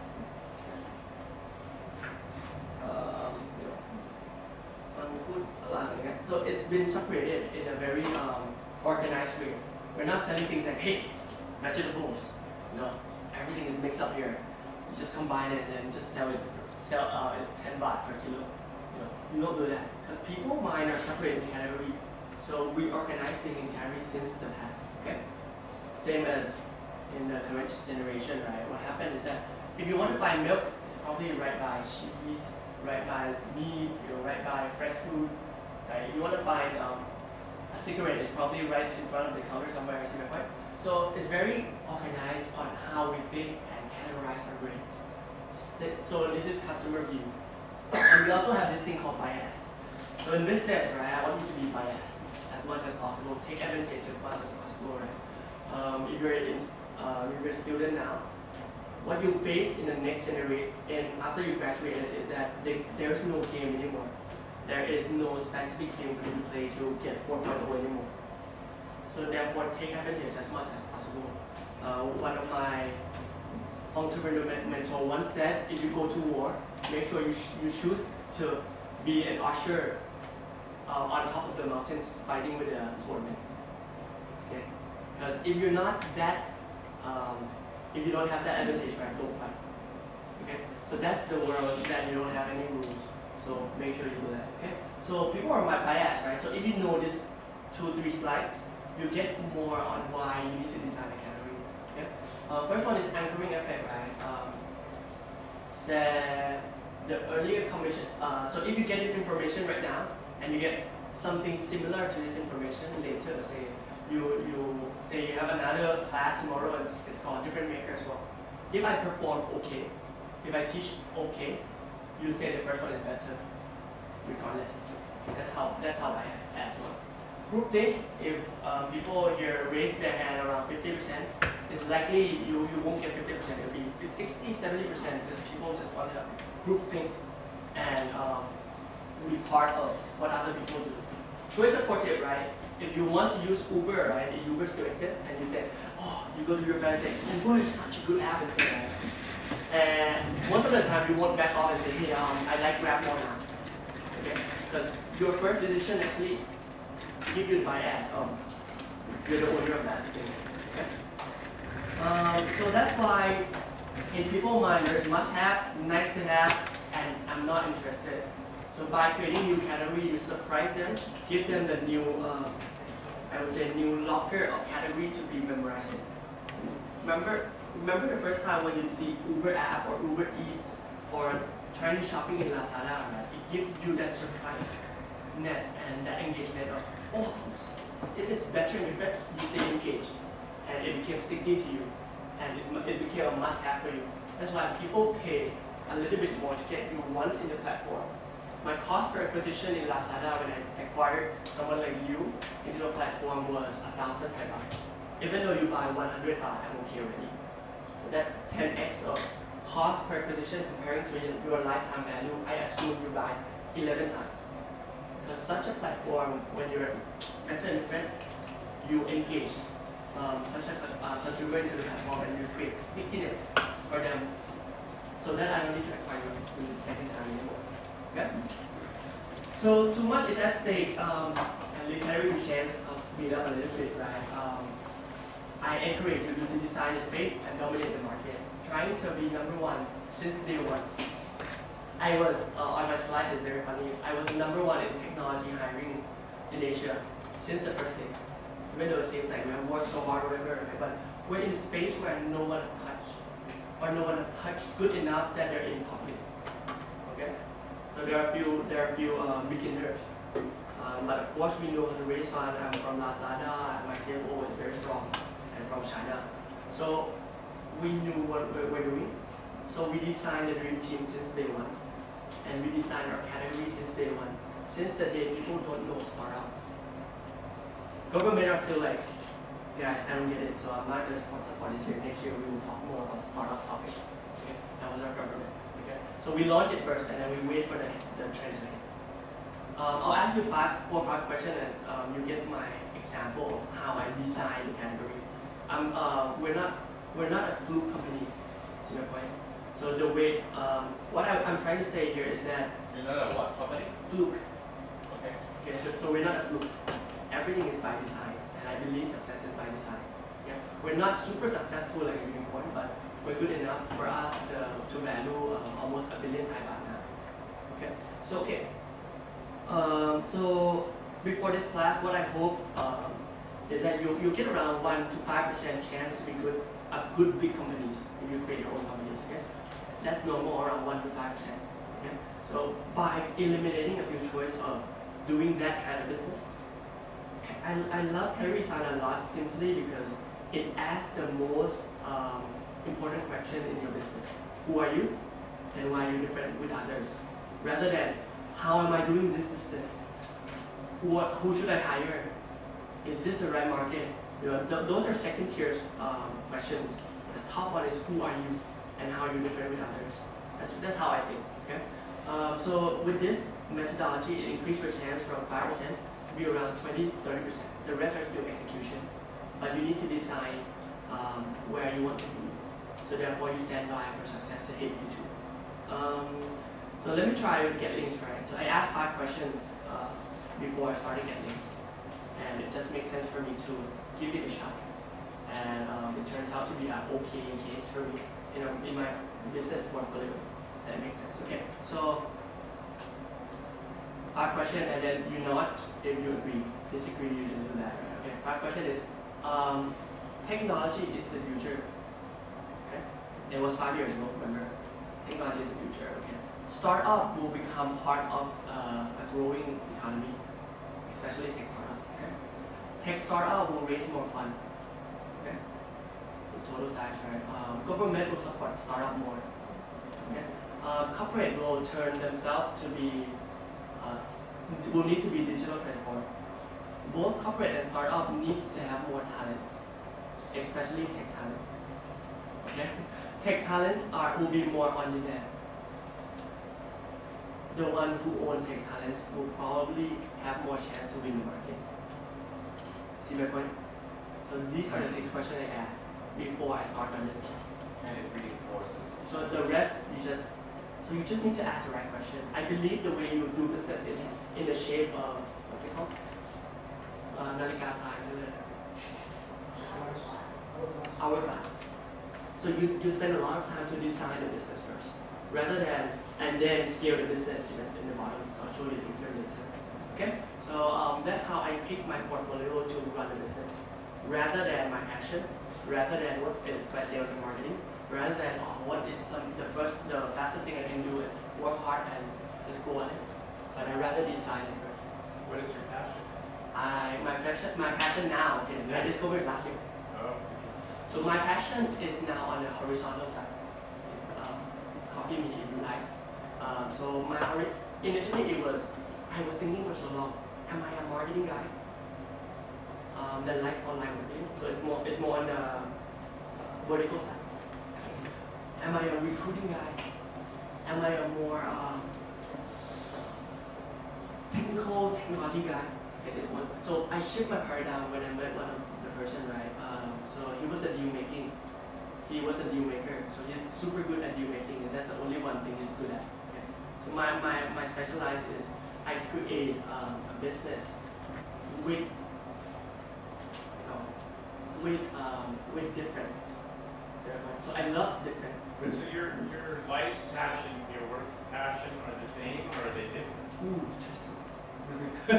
Because it sounds like this is, is that how you define who you are through your work? Okay, so right. Sorry, this is kind of a little bit off on the tangent, but I'm just interested in you, okay. The way you think and how you. So it's merging right now. The way I treat my girlfriend is quite different as well. The way I have my relationship with my family is very different. I run a 100 people workshop, right? I have 4 members, including me 5, right? 4 of my family members will be in the back, shaking and doing this. So that's how I treat my family and then turn them to be my fan club. But not everyone do that, right? So I treat them differently as well. I live differently as well. So I try to merge these 2 worlds, but it's not perfectly merged yet, so that's why I'm working on it. But in the business world, my portfolio, I'll share you some of the products I do on a part-time basis as well. Most of them are new category, and that's how so my passion is creating business or have a portfolio of business that have difference regardless of industry. So it's like my friend who can deal make in every industry. Okay?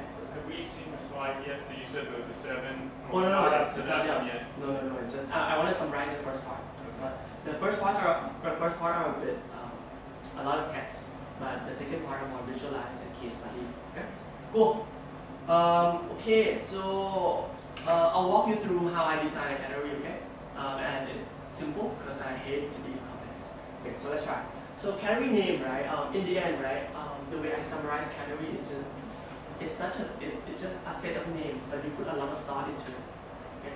It's not like, hey, there's a big board and then this is called my category.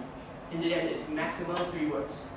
Okay? Maximum 3 words, or minimum 2 words, or sometimes just 1 word. Okay? So the way I design it is that there's 3 processes. This is a bit extra, though I don't normally. So they have been to my workshop, right? Normally I don't share this, but I would love to share with this session because it's more attractive, and I felt that you guys are real entrepreneurs, so it's easier for you to understand it. So first, problems, right, and strength and future, I'll explain through. This is the design matrix of category design. So I'll just go through. So the problems, right, here's what I learned in school. School say this, right? Agree? Go out there, find a problem and solve it. That's how you do business. Right? Okay, so I go and I ask, what's your problem now? She said, I'm hungry. So, okay, I'll open a restaurant. Simple as that, right? But my problem is I read Steve Jobs and I read his mind a few times. It's what he said. Customers sometimes don't even know what you want. So there's a bit of super conflict here, right? super conflict. It's like, okay, he's super successful, but I trust my professor as well. So which way should I go? Because it's black and white. Okay? So I decided to go with Steve Jobs a little bit more because he proved it. So the reason why Steve Jobs don't listen to customer is, he said, people have expectation and love surprise. Okay? So that makes sense, right? And the other one is that customer innovation isn't forward-looking. By the time you build a product to serve the demand or the problem of that customer, right? The customer already forgot it. So you need to think forward. Okay? So that's why you need to get inside the customer mind and actually design something that will probably suit them in the future, which is hard, but that's how innovation serves. Okay? So what different makers does is they see something differently. The way I summarize my pink and my gray umbrella is this slide. So what they see as an entrepreneur who create new category is they see one thing called the missing. Okay? They see the missing. They go out there and then there is something missing in this world. It mostly are in this three categories. First one is sub-problem, right? Just like get links. We see there's a sub-problem in hiring. We see that most of the headhunters doesn't want to touch technology people because they said because they're awkward. They're not good at interview. They don't know what to dress in the interview. They don't speak in very good way. So they fail in the interview most of the time. We say, okay, well, we'll transform this group of category because we felt like they're the future. So we see something that they don't see. Okay?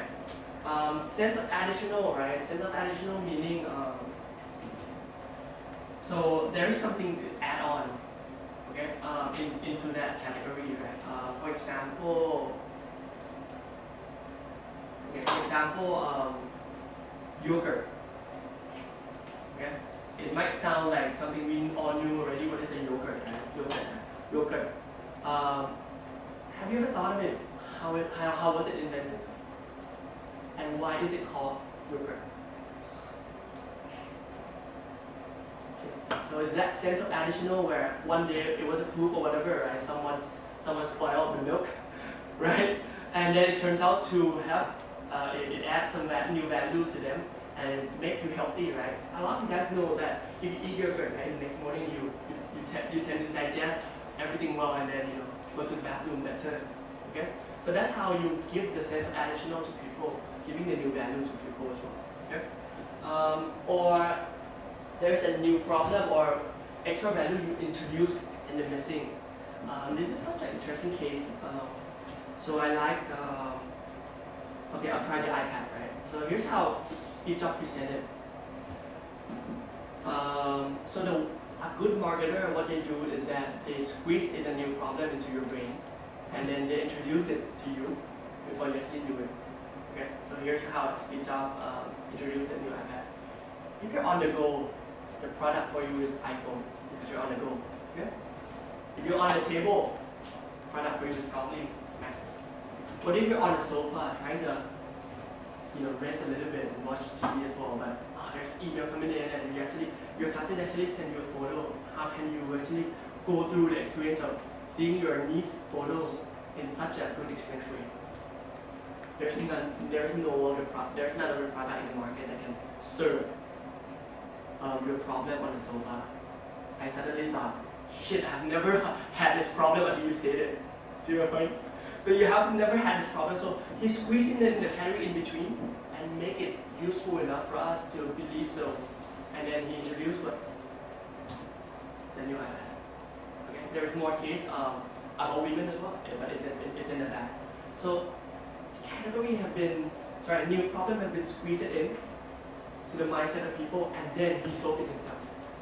Okay, I love that part of marketing a lot because for me it's fulfilling.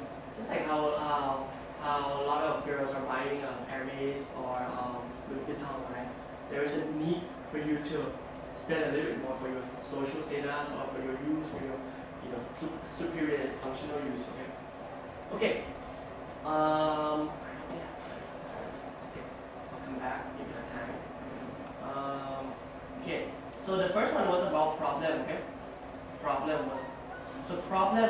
3 ways, as I summarize here. Start problems, sense of additional and new problems we introduce to the market. Okay. Second one is your strength, right? The strength I want to summarize in just 1 minute because we ran out of time. So a lot of time you think you're small. Hey, I don't know this much yet. I'm just a junior student trying to graduate into my last year. Don't believe that. You're worth a lot more than that, right? You have your tiers, you have your connection. July is probably one of the best connected network of alumni you can have. Okay. So the quick question for you is what your connection and how can you leverage? Leverage is the keyword for your connection because we're talking about strength here, right? So this guy, right? He's a billionaire already, okay? But doing a construction business in Philippines. What he does and what he wants as a dream is he wants to create the first startup unicorn in Philippines. Regardless of his background, he came up with such a creative category and leverage his network awesomely. Okay, so his category is called modern prefabricate house. Prefabricate คือสร้างเสร็จแล้วแล้วค่อยเอาไปต่อเนี่ยคือบ้านแบบนี้คือต้องสร้างบ้านณตรงนั้นนะนี่คือสร้างเสร็จแล้วไปต่อนะครับ So what he does is that he called a few network of his and let a few network of his connect to the next tier of his network. So what he got is he got the top home designer in the world. Okay, comparing to Picasso in those days, but this is Picasso in modern days. What he does is that he sells home online. So people need to click just like e-commerce, but buy home online. So it's targeted those luxury guys who have a super small space big space in an island and want something like a fabricated house right in front of the cliff. Okay, so people purchase online and a house is delivered there and done within 5 to 7 days. Okay, so he invented a startup called Revolut Precraft and he delivered homes around the world. This is probably not the best example of an SME in Thailand, but it's how big people leverage their network as well. So so you know your strength. Okay. So my only point for strength is that focus and amplify your key strength for leverage, including you. So okay, and then the other one is future. This one, get links was probably one of the best case I have for myself to leverage because I ask only future questions. And what I do is that I make sure future hits me, okay, and hits me hard. Okay. Once the fund from the government come out, they just call me. Okay. During this time, government call technology people digital workforce. For us, we call them tech talents. Exactly the same word. Okay. And we're always there when the government is there. Like, hey, what's up? We're doing exactly like you. How can we help? Okay. So quick question here. What is the happening future? Which wave is this business and category in? Government is supporting or not? What is the future trend? Is it coming to our country? There's a few things where I imported from the US, I'll share cases, and it makes a lot of sense to do it now, just to prepare for the future. So I searched, would government support startup? Here's a big picture and here's the news. Simple as that, right? Put yourself into the wave and make sure you get a chance to ride it when the wave hits. Simple as that. So that's why passion for me doesn't make sense. See my point? So that's why I turn myself to be a vertical passion into more horizontal passion. Because you don't know what's gonna hit. And I'm the CMO of recruitment company that I said I'm not passionate about recruitment. I'm passionate about the difference of my business that the future will hit. Okay?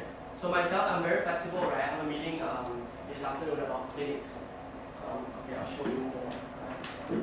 I created.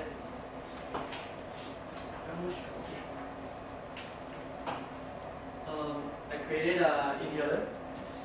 Give it a shot. So it's a 1,200 baht inhaler. So it's a 1,200 baht inhaler. Right? We're selling around 10 to 20 per day. This is my hobby, but it's clearly defined a premium inhaler business. or what we call a personal aroma device. Okay, so and I see the future like this, right? We even copy a Lamy aspect of design, and we have even copy ICOS, the e-cigarette design, just to make sure we are prepared for the future. Once Lamy is launched, once ICOS is launched, we launch a product, and it became a hit with no doubt. Okay, so our first post, we got around 3,000 comments.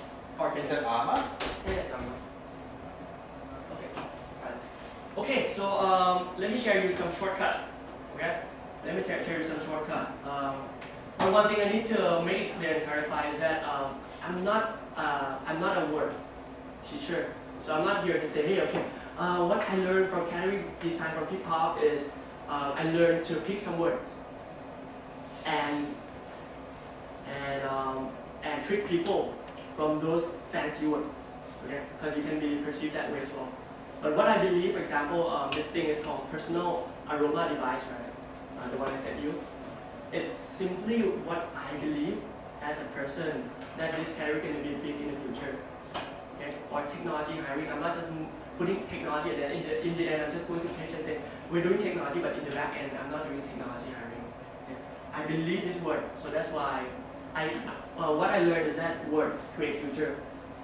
The way you say it, the way you design it, the way vision resonate back to the company, create a future. So therefore, it's always start from the magic words. Okay. So this is my trick to you and shortcut. So if you want to invent a new category, right? There is 5 ways to define your words. Okay. There's 5 ways to write it out and define your words. Okay. So I'll give you some example, right? You can start with a unique adjective. So this is like a scrambling, word picking class, okay? But it's very important and it goes to the core of how you design it, okay? So if you have a unique adjective, right? For example, transportation isn't unique, but what Uber does is he created a new billion-dollar category of on-demand transportation, okay? This is what? Airbnb. What they created is they created a community-based hospitality, comparing to a hotel where it is a service-based hospitality. See the point?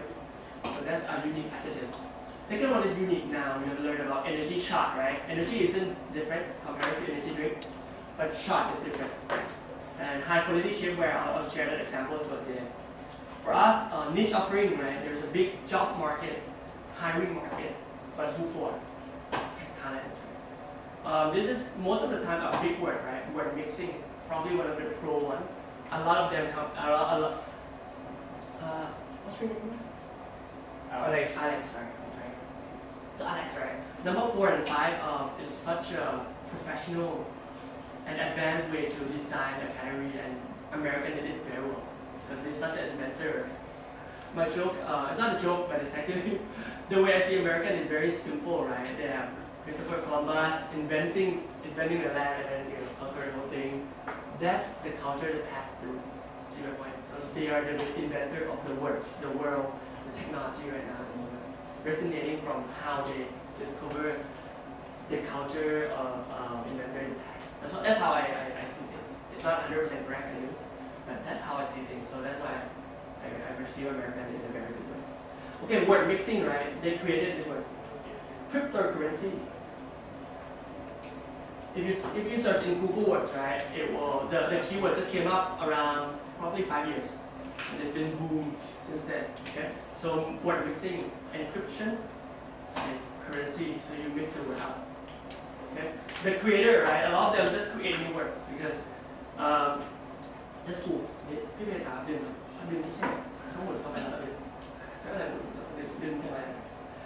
The creator, right? They just create few words, right? iPad was created. AirPod was created. Yogurt. What the hell is yogurt? Granola. What the hell is granola? But it just created. And it became such a big boom. Okay? So these are the design formula, right? Take photo and then one day you create. If you do something, or if you are planning to do some business, right? Think about this formula. It helps you generate a set of words that you have more chance to win if you understand this. Okay. Oh.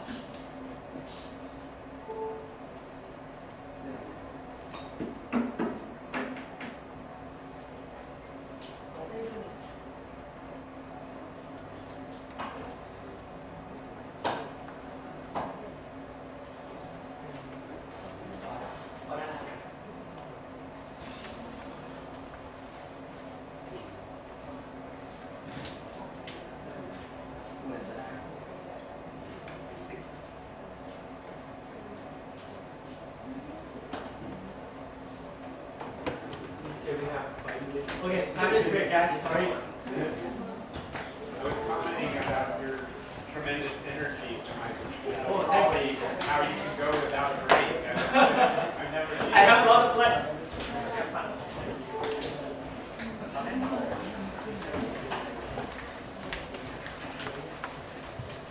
Guys, the technical break. And here.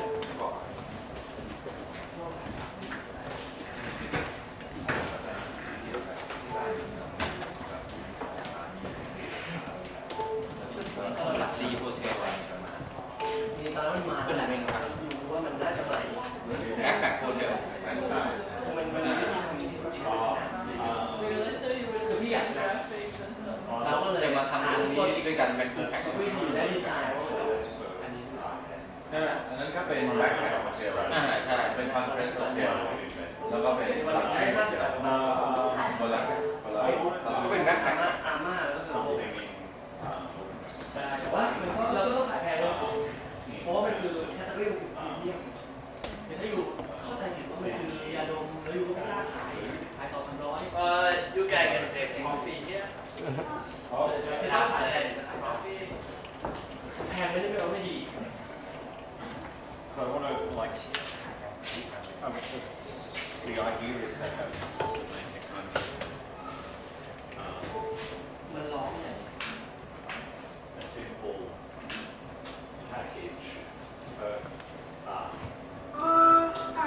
เรียกฝ่ายมาคือผมรู้ตัวเนี่ยว่าพี่เป็นเจ้าของ ผมก็พาร์ทเนอร์กับที่เป็นแบรนด์ดีไซเนอร์ที่ได้รางวัลที่มาแต่ว่าเขาไม่อยากทำมาร์เก็ตติ้งหลังๆพี่ได้เรทมาเลยพี่จบดีล3 วันจบแล้วเข้าไปที่แบบนี่เป็นของเขาเรียกแล้วแต่ที่ขอพาร์ทเนอร์อันนี้เราเป็น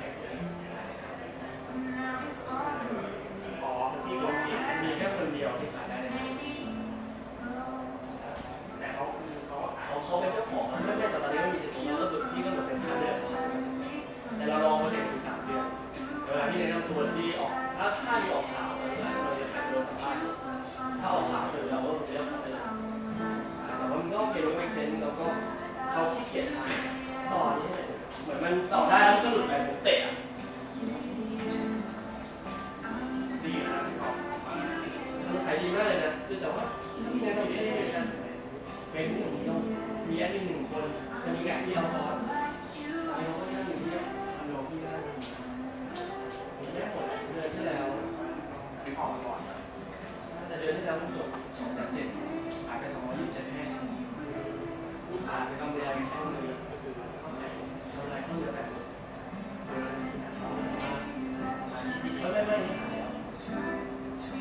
คือพี่เขารีวิวให้พี่ที่เขาเก็บวันแรกนะแต่เขาดูไพรซิ่งที่ทีนี้มันก็เลยน่าสนใจว่าถ้าพี่เชียร์เต้ตอนแรกคือเต้ทำอะไรตรงนั้นทำอะไรแบบ CDE เต้จริงมันไม่ต้องวุ่นวายผมแม่พอกลับมาให้คิดเนี่ยต้องหาเอสเลยคือจริงๆตอนนี้ผมว่าจริงผมไม่ถูกทีมเซลล์แล้วก็วิ่งขายผมก็นั่งหาบิสเนสที่จะผมตัวทีมเซลล์ได้แล้วก็ตัวอะไรก็ไม่ดีนะเข้าบริษัทขาย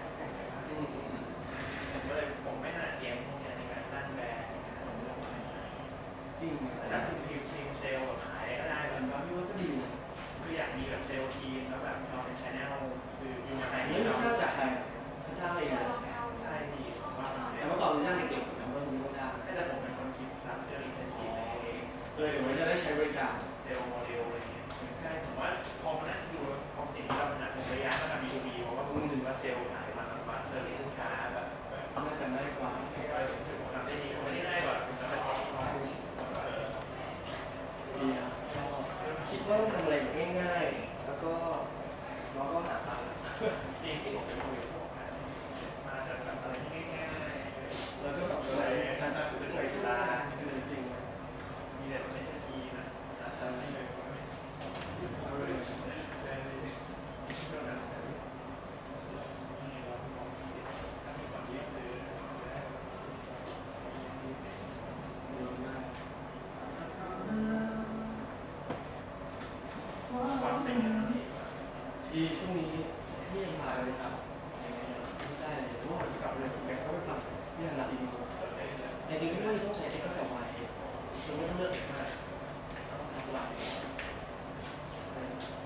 มื่อวานฟังที่เจ็ดเลย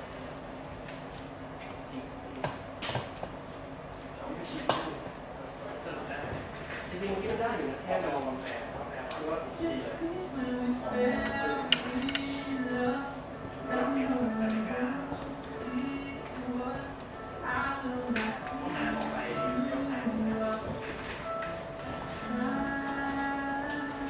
หนูใส่สูทเลยนะที่ผมไม่ใส่เฮ้ยเราพี่เราไม่ใส่ก็ได้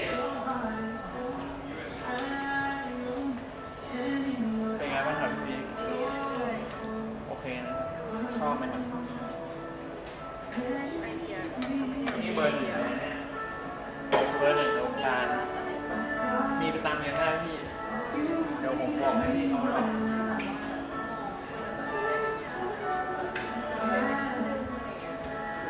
ผมว่ามันก็คือแบบที่เขาบอกต้องเล่นในสิ่งที่เราจะชนะคือถ้าไปแข่งดูตั้งแต่เข้าแล้วก็เข้าไปเล่นยาก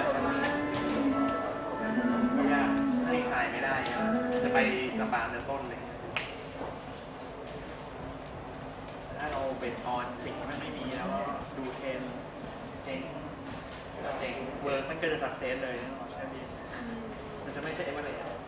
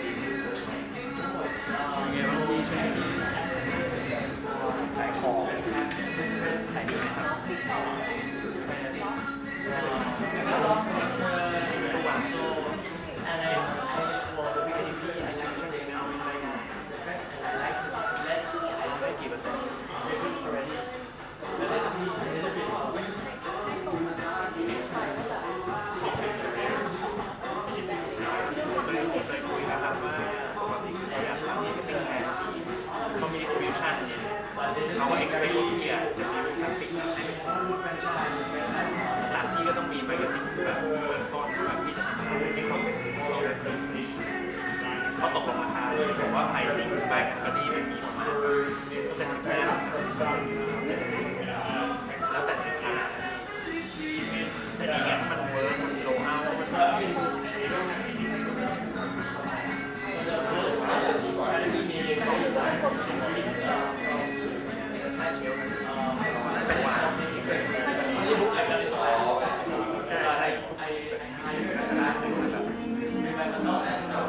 ไม่เสียงเลยน่าจะฝากวางมันจะไม่ได้สินค้าจ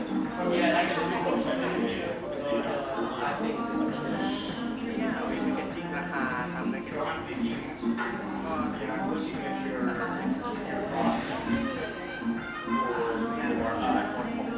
ได้ฝากออกมาใช้ในแพลตฟอร์มที่ผมก็จะให้ระบายรหัสแอดโมสมาแล้วก็จะใส่สติ๊กเกอร์เป็นดีเทลมันจะเร็วกว่าต้องสเกลคัทใช่แล้วมาถ่ายเ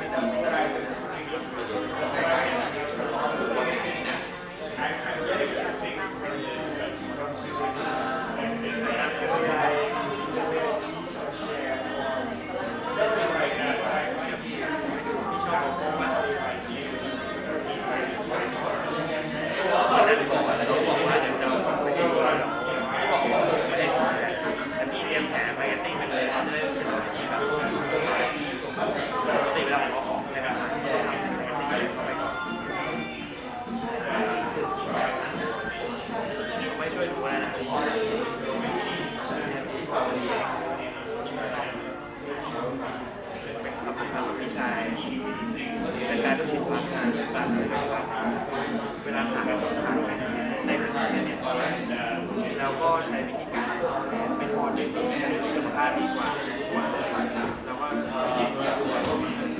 ก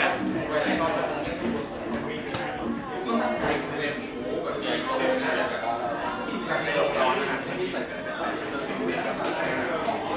ก็ได้นั่นแบบผมทำหลายอย่างเลยไอ้ธุรกิจ B2B แม่งไอ้ชั้นไม่เกิดมากใช้ที่ออเดอร์มาทีเลยไอ้ B2B ที่ทำงานที่ขายเกียร์ก็มีที่แบบว่าเดี๋ยวผมมาต้องไปขายเพราะตอนนี้แบบลูกค้าอยากได้อะไรที่เราไม่มาเป็นแฟชั่นครับผมมันเหนื่อยต้องแบบมานั่งหาอะไรมันควรจะมีทางที่แบบเป็นแบบว่าเห็นแล้วก็เห็นว่าอาจจะไม่ขายเองนะลองกันไนเซอร์เป็นแบบมีปัญหามันเจอลูกค้าอยู่แล้วไม่ได้ง่ายเหมือนกัน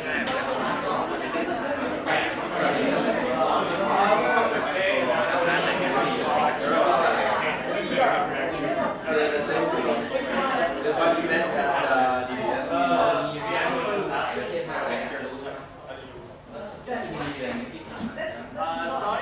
Okay guys, back to my energy, right?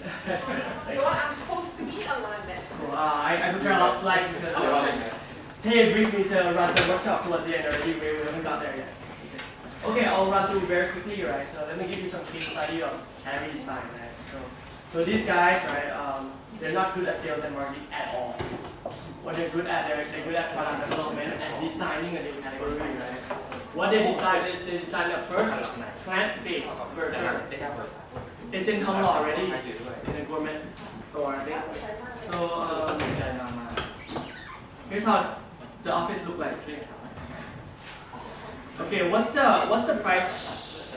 What's the first plant-based burger invented price? Guess. $10. Oh, first plant-based.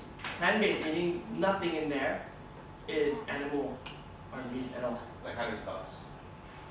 First invented. What's the first one? So the first one was 26 million Thai baht. The first plant-based burger. Just one. Invented, just one. Because it's the first one, right, in the world. So this is the founders, this is their lab. What they do is that they use the stem cell of the animal, right, and mock it up to be a seed, and then they water it, and then let it grow to be a burger meat. Okay, so Bill Gates invested in them, and right now they consistently took the price down. and right now they're off to the market already with their volume. Okay, so try it. It's in Gourmet Store, I think Thonglong branch. They just came in last month. Okay. So first, it's called the Beyond Burger, plant-based burger patties. Tastes like burger, but it's 100% plant-based. So the missing they see is there's certain vegan and there's more growing numbers of vegans. People only eat vegetables, right? But they still want a taste of meat somehow. But that's the segment they targeted. Ever heard of this company, SpaceX? Such a funny story though. So you said they're very bad at sales and marketing. Yep. So what actually contributes to what's the key to their success then? Their calorie. Really? I mean, not bad as of that, right? But they're not super good. They're not, but they just design the calorie very well. So, would you buy that? Would you try that? If you're vegan, it's 100% yes. They have tested their research. So I'll try it. Okay. And then they said, oh, would you try it again? 100% say yes. So they're very good at that. So the rest, they outsource their distribution to other companies. So I'm just trying to prove my statement towards the beginning that you don't need to be sales and marketing driven, because there's several ways of you for this board to be with. And that's just my. Okay. This one, right? Reusability is the key to making email life. This is the word, as I said, right? Word mixing. That who designed it? Not us. Okay. And I suddenly have a problem where shit. What happened? Shit, I need to be multi-planetary. I never had this problem until this slide. See my point? Shit, I can't live in this world anymore. To be multi-planetary. Multi-planetary คืออยู่ได้สองดาวอะ หลายดาวค่ะ So okay. So it's such a new problem that he see the missing and introduce it to you. So that's how he introduced it to the government, and that's how he promote global warming in a different way. This one, a company called, what's it called? Diamond Grains, right? A girl just like you, 24, 25 years old, start a business, right? Somehow introduce the word granola into a Thai market. It's been there for a while for Spanish, whatever other market, right? But in Thailand, she net around 200 million Thai baht for past 4 years. Okay. Uber, right? This one is nothing. With on-demand transportation, right? I like the way they compare it to smooth as running water. So they see the different. They design the market to be that way through on-demand transportation. Okay. So workshop. Okay. Yes. I think it's got time. So okay. I have 1 second. I have 4 products. Sorry, 3 products, right? So team up. Say a team of 3. And I want you to do 3 things, okay? So the 3 products are, can you guys take note? So the 3 products are, the first one is Airbnb. Okay. I'll use a simple case. Airbnb. Second one is GoPro. And the third one is AirPod. Okay? AirPod. The AirPod, the thing. Okay? Everyone knows everything, right? Okay. So what I want you to do is try to summarize in the shortest way, because I believe $1 billion company is super simple. Okay? 3 things. Okay? First, who are the potential super target users? To be very clear, right? Imagine when Airbnb, GoPro, and AirPods started or launched it. Who are their first target users? Not mass, okay? For the first niche target users. So that's the target. What are the new, highlighted here, the new problem they're solving? If you think they're solving the old problem, right, it's too big of a problem. Niche it down to be, what are the new problems they're solving or value added? Okay, second one. And 3, if you solve that new problem, if this solves this problem for them, what category are you in? Okay? Understood? Okay, so we have only 5 minutes to design a $1 billion company. Okay? And I believe everything is summarized in 2-3 words for each sentences. Sorry, for each questions. Maximum 2-3 words. Okay, maximum 2-3 words. And then I'll show you how they designed it. This is their process design. Of course, before the product launch, it was a lot harder. When the product launched, and it's a lot easier for you to look backwards and back engineering. But before the product launch, it was so hard. But everything was summarized with their $1,000, millions, billion-dollar research, right? They summarized it into 1 pages, and I believe you can do so today. Okay. All right. Take your time. 3 people, please. So we do all three, or we pick one? Okay. Do all 3, but I'll pick the team to. Let's see if we have time to do that, right? But do all 3. Okay. So you should have 9 boxes. So target problem category for Airbnb, GoPro, and AirPod. Okay. All right. Cool. 5 minutes.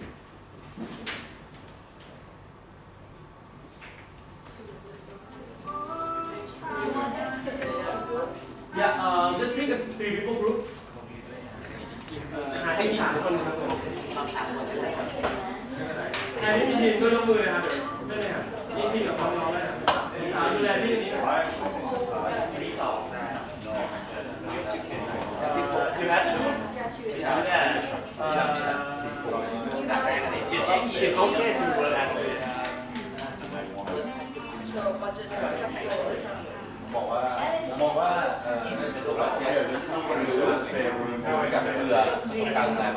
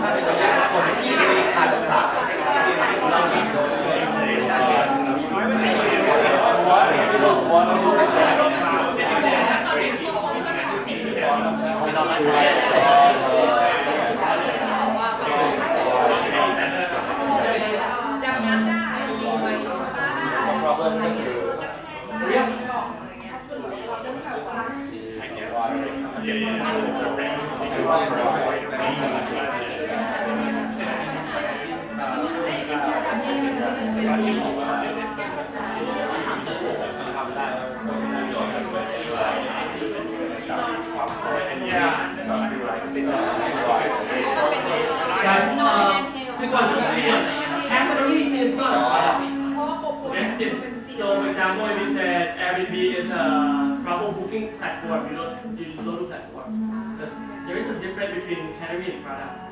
Category is what industry is Airbnb in, or what sub-industry is the Airbnb in. It's not the product itself. I saw a few things. Okay, cool. Actually,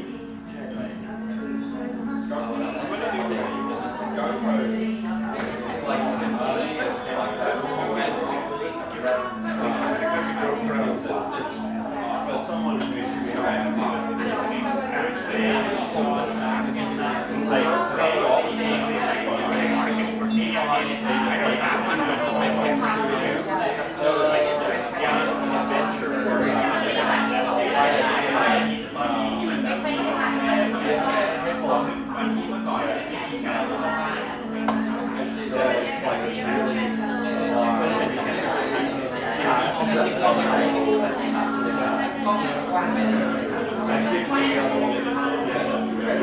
ใหม่ฟังเพลงในขณะที่กำลังอะไรเงี้ยก็จะไปหาไ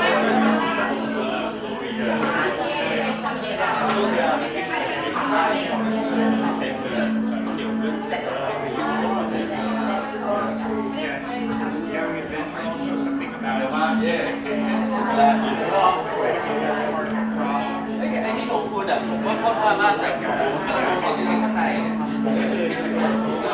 มันน่าจะใช้ง่ายกว่านี้แล้วโกงไม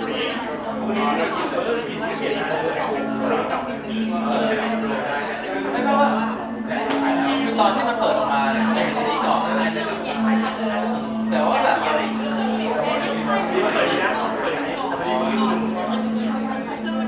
ันนั้นเราเปลี่ยนใจเราถ้าหมุนจะไปเปลี่ยนใจ มันเป็นเขาเรียกว่าอาม่าเนี่ยเป็น personal aurora ไปจริงๆนะแต่ว่าวันนี้เราไปต่อไม่ได้ อันนี้คือภาพแบบที่ใช่ไหมที่แกชอบทำจักรยานดูจากแกอยู่แกน่ารักมากเลยที่เป็นชื่อดีไซเนอร์ใครเป็นเจ้าของคนสิคุณตั้งแต่ว่าช่วยมาเห็นให้เขาเราก็ไปเรื่อยๆไม่จริงๆอยากให้คุณคือนี้ตอนนี้ผมจะเปิดโรงแรมเป็นอาร์ตโฮเทลซึ่งจริงๆสีเขาเปิดกันเลยคล้ายๆสีเมืองมอสโกเดี๋ยวจะเปิดให้ดูผมจะ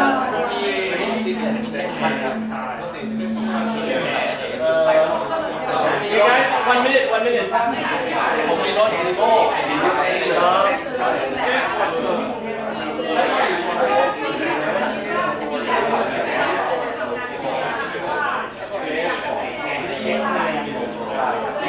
สีคอร์เรตคัลเลอร์แล้วตรงนี้เป็นไมอามี่ดีซึ่งสีมันแบบ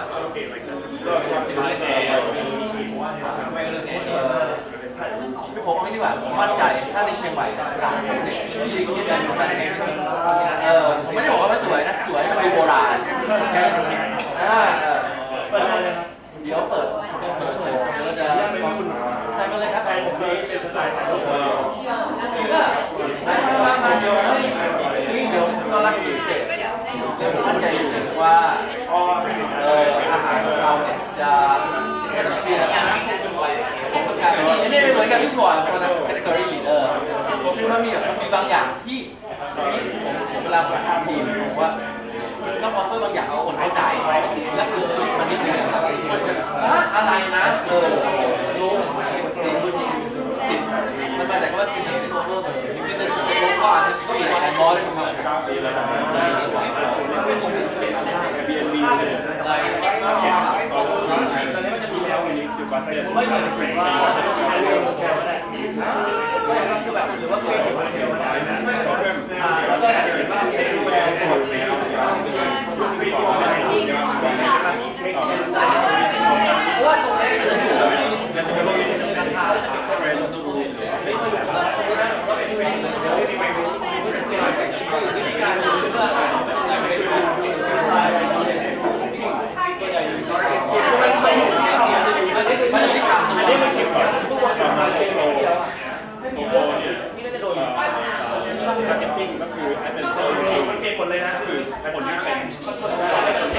แต่ผมชอบรีแมทเพราะอยากไม่เข้าใจก็ไม่ชอบเพราะผมเนี่ยผมเป็นคอมพิวเตอร์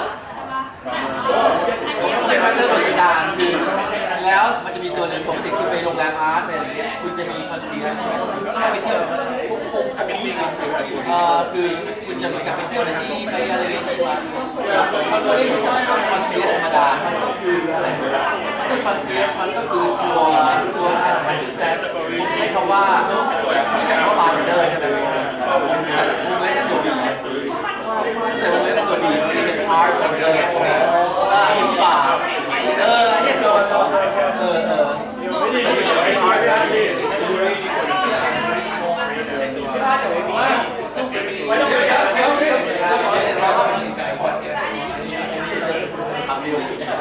มันเป็นดีลเมเกอร์แล้วบางทีมันไม่เป็นไรเดี๋ยวไว้รอมานี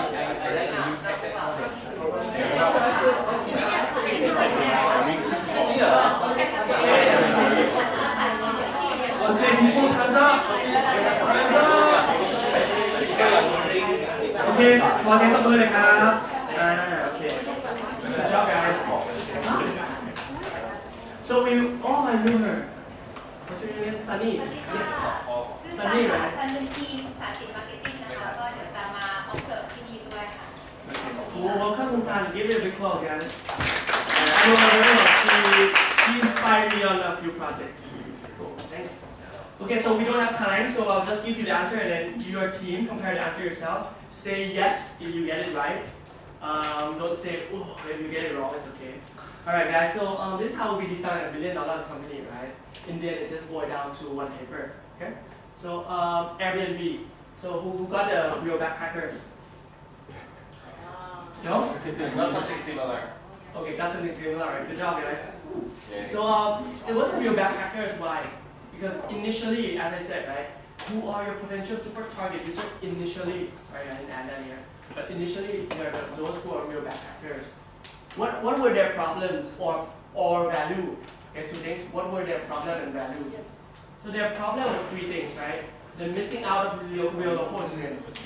So in the service-based industry, service-based community industry, right? You go to the hotel, experience it similar similar everywhere, right? Even if you go to a hotel in Hawaii, sometimes if it's not boutique enough, if it's not localized enough, you don't feel like you got to Hawaii. And sense of home, so someone that hosts you and then make sure everything works for you.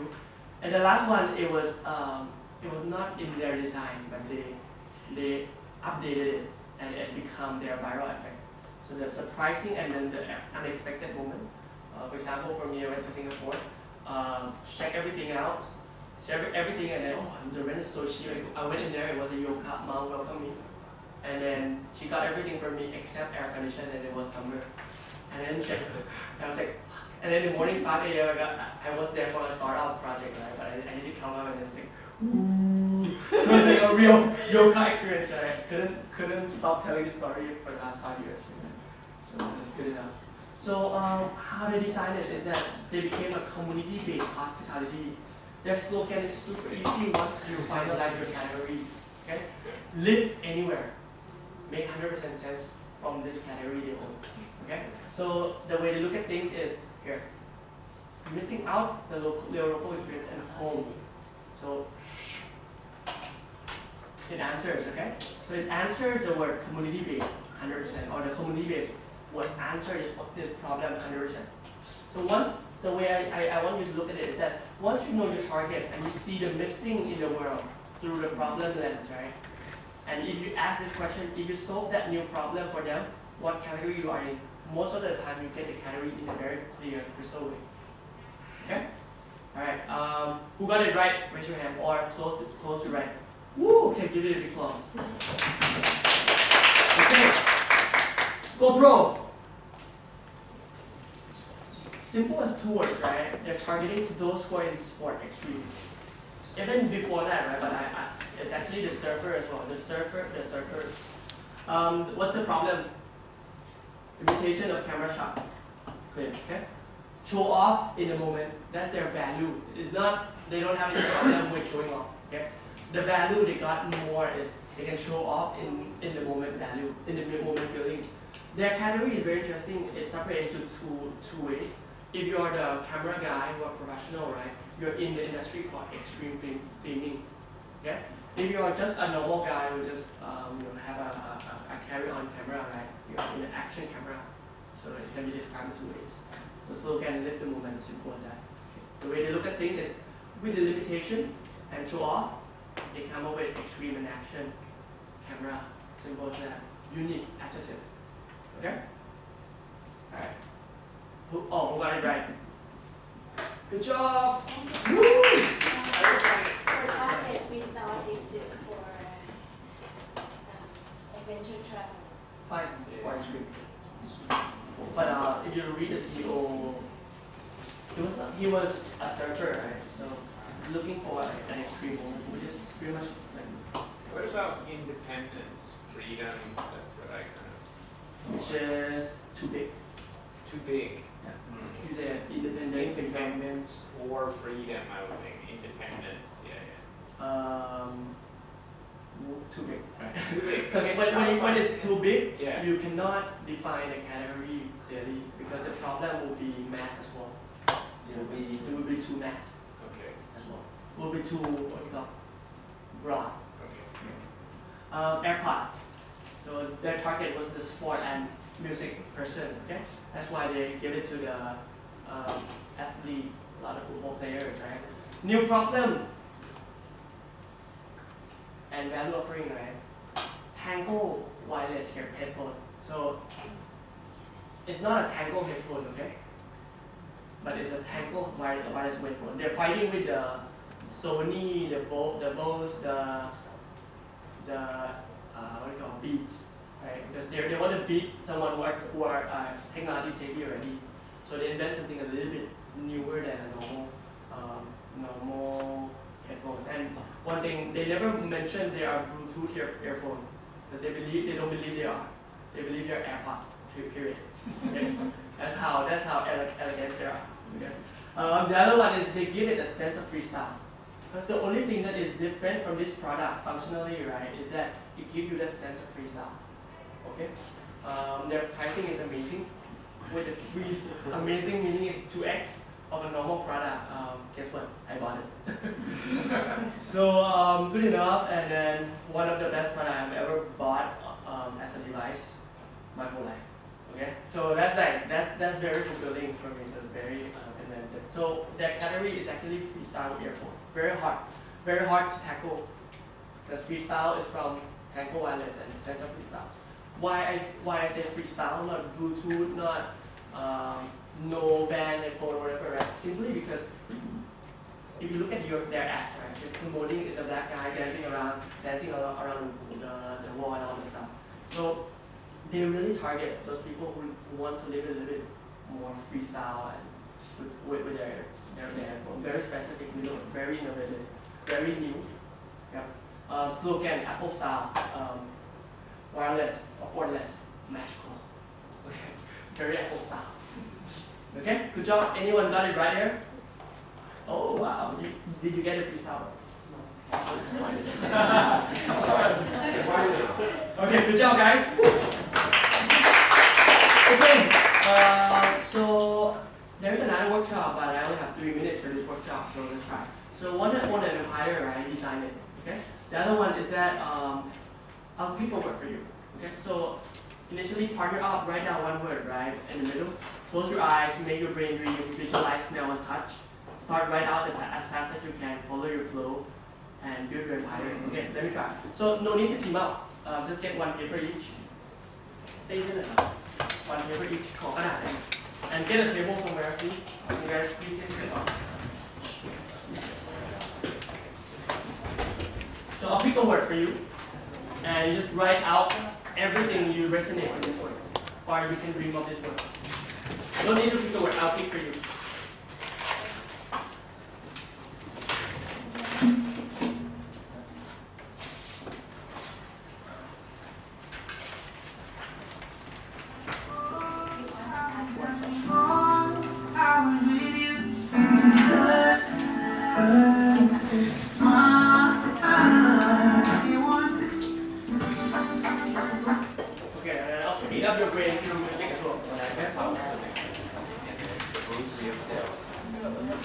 Okay, Okay, we got 3 minutes for this workshop, guys. Listen up. So I'll show you one word, okay? And I'll ask you to close your eyes for 10 seconds, and then I'll say start, and then you start writing the word as much as you can. The way you do it is that you write this word and circle it in the middle. Say it's say ABC, circle it in the middle, and then you drag, you put the line, and then it's like a mind map. So you write a line, and then you circle it and write as much word as you can. Okay. My stats was in 3 minutes. There was someone who can do 50 words up. Okay. So the way you think of words is think of anything. It could be color, feeling, something that is related to this word. Someone, but not someone you know, right? But something you know that is related to this word. Okay. And you go as fast as you can. Okay. And then I'll tell you the result after. Okay. 1, 2, 3, go. 1, 2, 3, go. I shall just believe, 'cause I know exactly what it leads, but I just go round and round each time. You got that J2B daydream look in your eye, and I got that red lip classic thing that you like. And when we go crashing Gotta be faster. 30 seconds pass. every time we never go out of Anything, style. anything. We never go out of style. You got that long hair, slick back, white t-shirt, and I got that good girl face and that tight little skirt. And when we go crashing down, we come Faster, back guys, every faster. time. We never go out of style. We never go out of style. Okay, 1 minute pass. So it goes. 2 more minutes. He can keep his wild eyes on the road. Messy, messy, messy. Lights are up, he's taking off his coat. I've seen 20 words already, okay? I said I heard, oh, that you make love and back with some other girl. 1.5 minute pass. You're halfway there. This is what you heard is true, but I guess I'm thinking about you and I said I've been there too a few times. You got that J2B daydream look in your eye, and I got that red lip classic thing that you like. And when we 2 go minute pass. crashing down, 60 more seconds. back every time. We never go out of style. We never go Don't think too much. It could be anything, color, anything related to this word. slick back, white t-shirt, and I got that good girl face and that tight little skirt. And when we go crashing down, 30 more seconds. If you have less than 30 words, you're stuck. we never go out of style. Take me home. Don't count now. Don't count now. The clock is ticking. 20 more seconds. Take me home. 15. Don't count now. Keep writing. Keep writing. You Don't talk now. 10 seconds. look in your eye, and I got that red lip classic 5, that you like. And 4, when we're crashing 3, down, we come back 2, every time. We 1. out of Stop. Okay. Throw off your pen. Shh. Okay. All right. We got the most. All right. Count.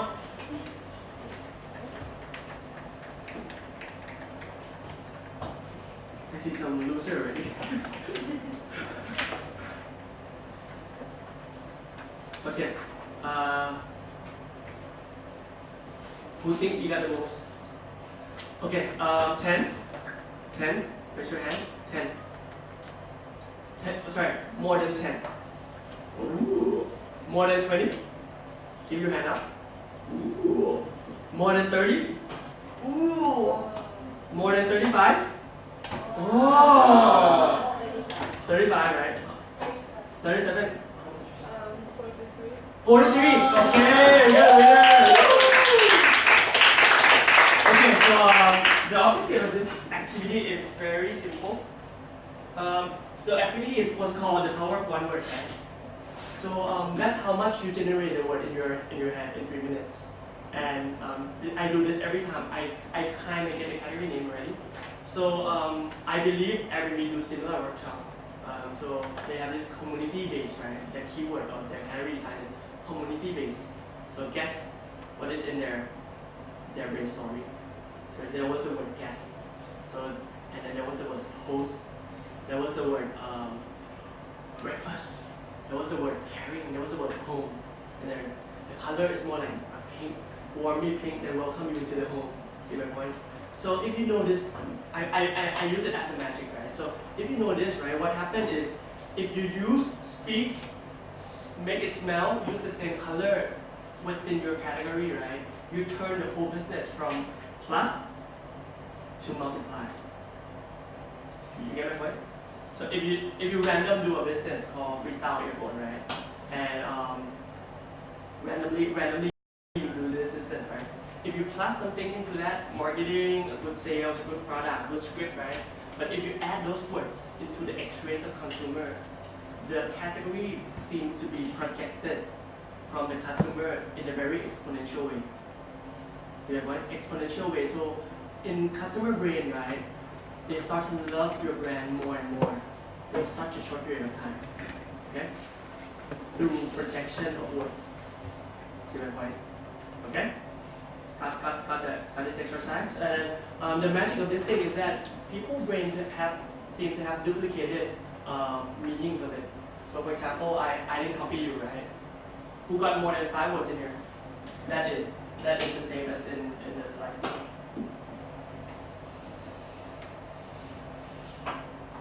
Probably got 5, right? See? Did I copy you? So that's how our brain connected through word choices. Okay?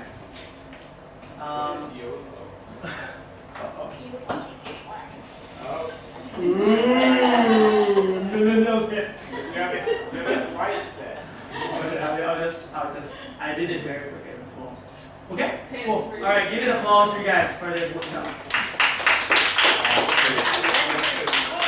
Okay, alright, so the luck theory for, I like to be different as well. Most of the time we learn a lot of American English theory somehow in our textbook. So I like to create theory of my own. So this is called the luck theory in business. So summary of it is luck by design. So so see this. So this is how the market works. If you like to record a video, this is the slide you want to do it. Okay? So this is how the market works. This is one industry, right? In every industry, it looks like this. Okay? So there's a category king, and there's a category challenger, number 2. Number 2 is around this size. Sometimes if you are in instant noodle, you're a little bit smaller. But there's always a challenger in there. And then there's everyone else, which is etc. Right? What happened in this is, did you see it any different? I clicked a slide. Did you see any different? It's a red dot. There's what? It's a red dot spread. Have you seen it different? Okay, who see the different? Raise your hand. Interesting, there's 3 people who see the different. I click a slide. Okay, let me try one more time. Okay, one more time. Did you see the different? Okay, who see the different? Okay, take second time. Someone didn't see the different. Okay, let me try one more time. You see the different? Okay, good. Alright, now everyone sees it. It requires 3 times. Okay? So here's what happened. This is the SME biggest problem. What I added here is a dot right here. See? It's a pink dot actually. Okay? Problem is this is SME biggest problem of all time. See my point? It's SME biggest problem of all time because even you didn't see any difference when I add another company into this whole industry. See my point? That's what I have always been trying to communicate to a good Thai entrepreneur because your capability is a lot more. Okay? So what I want to summarize here is this is how you should create your business. Did you see the difference? Okay? Good. And then this is how you add your strength into it, with your power, with your network, with your career design skill, with your marketing skill, with your professional skill, right? You have a network. So your strength makes you a little bit bigger as an entrepreneur. you add some future trend into it. Cook it very well, make sure the government likes you in the future, make sure the future is there. And so a lot of time, I like to pluck this blood sucking without them knowing from the calorie king, just like energy shot, right? Once you launch an energy shot, the more energy drink is promoted, the more energy shot got the marketing budget from that. Okay?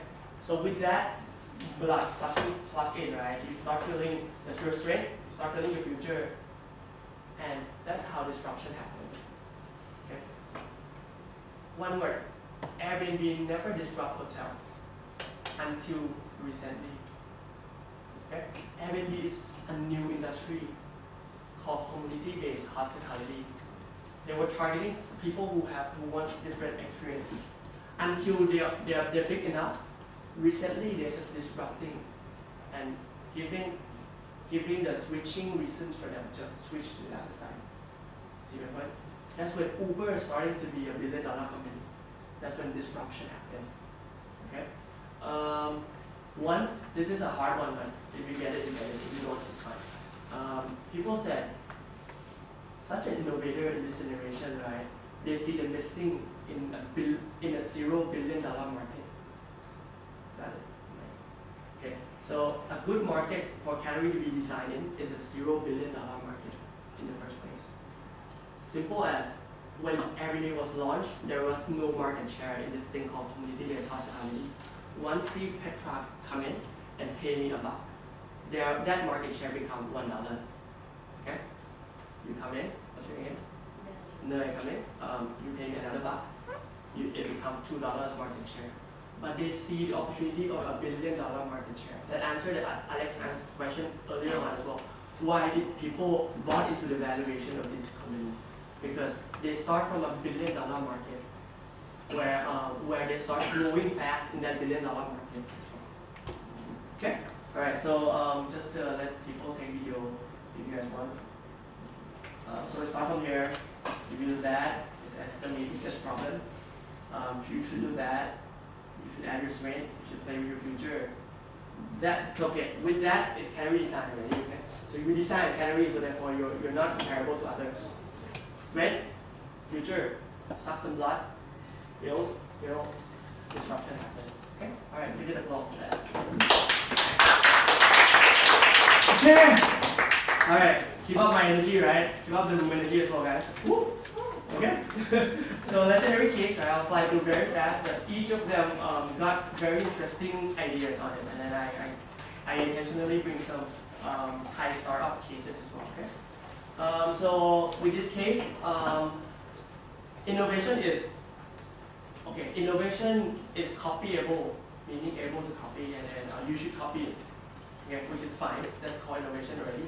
Don't think that I need to be an inventor. It's all time low to be to pursue a career as an inventor in this world. So just for you know, so just copy and paste sometime and localize it. Okay. So this guy, what he did is he copied a model of Uber and Lyft in the US.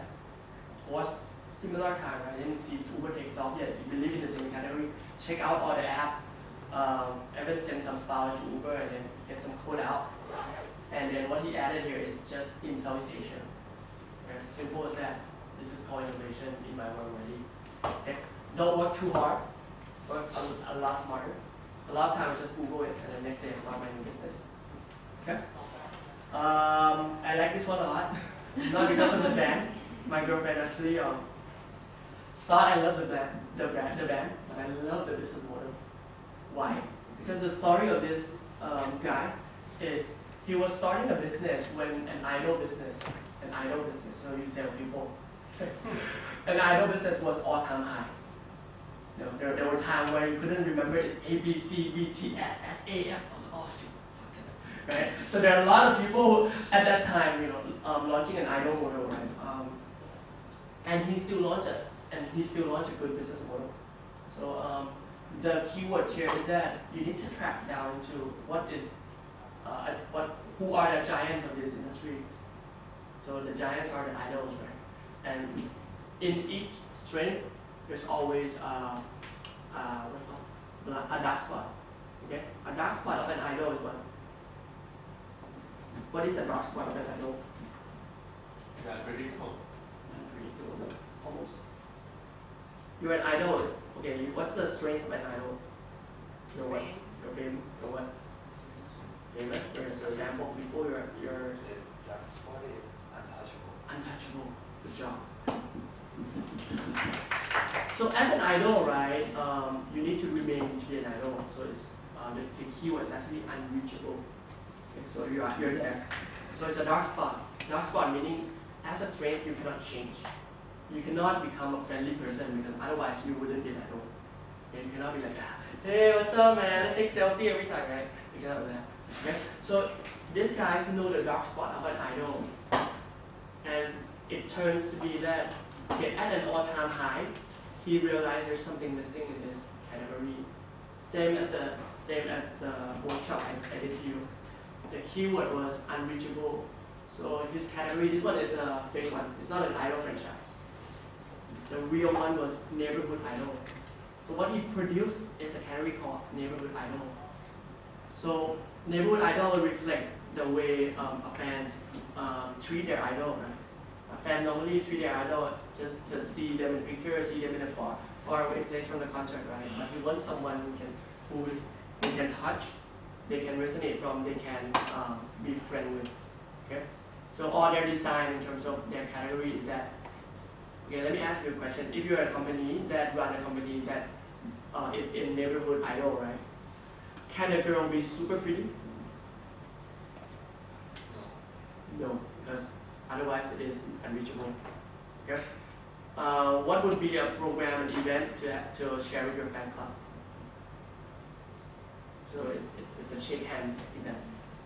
It's a shake hand event. You pay people pay 300 baht to shake hand with their idol for 30 seconds. Okay. And a fan event where there's a lot of security, right? How would they set it up? They set it up with a mirror where it's like you can touch hand with the idols themselves. Okay. And then they collect cards. They collect like a lot of accessory that is related to that fan. Okay. All the picture design or taken need to be friendly, not super smart or not super handsome, not super pretty. It needs to be very reachable. Okay, that's how the business works. Okay, so in an all-time high, when the market no one see the missing, right? He launched his band and it became a hit. Okay, so that's how things work in Asia. We'll come next. Okay, what was the perception of an airline 15 years ago? Very Expensive and for rich people only, right? So I like this guy because I like his passion. So he launched a category 5 years before he can actually do it. So he said, in Asia, watch the coffee, virgin and summits. In Asia, we don't have a low-cost airline. Low-cost airline is the future. Okay. It takes him 5 years to restructure the whole company and actually turn it to be a profitable company with his vision. So that's why I felt a lot for him in his slogan. Okay. It could have been everyone can fly. But the day he launched his slogan was the day after 5 years of his restructuring to make his business work. So he said, now everyone can fly. See my point? Like there's some sense of entrepreneurship that I resonate a lot in his slogan itself. So that's him. Super good. Okay, this one I'll skip too hard. Okay. You know respect? Respect? Yeah, respect. So this girl is a billionaire, self-made. Billionaire, self-made. Okay. What problem is Spank solving? You know? What's the first problem Spank solving? Okay. So Spank asks this question to girls. Does your bra have age? คือภาษาไทยคือเสื้อในของคุณมีขอบไหม age what's it called ใช่ไหม the band does your bra have a band you're not sexy so you're gonna go what the fuck I've never had this problem before in my life I'm checking my bra right now and you know so she said it's not sexy enough and you know it make it a upside down triangle when when the guy checked out your butt. And I loved it, And then it became such a boom because they never thought they had this problem.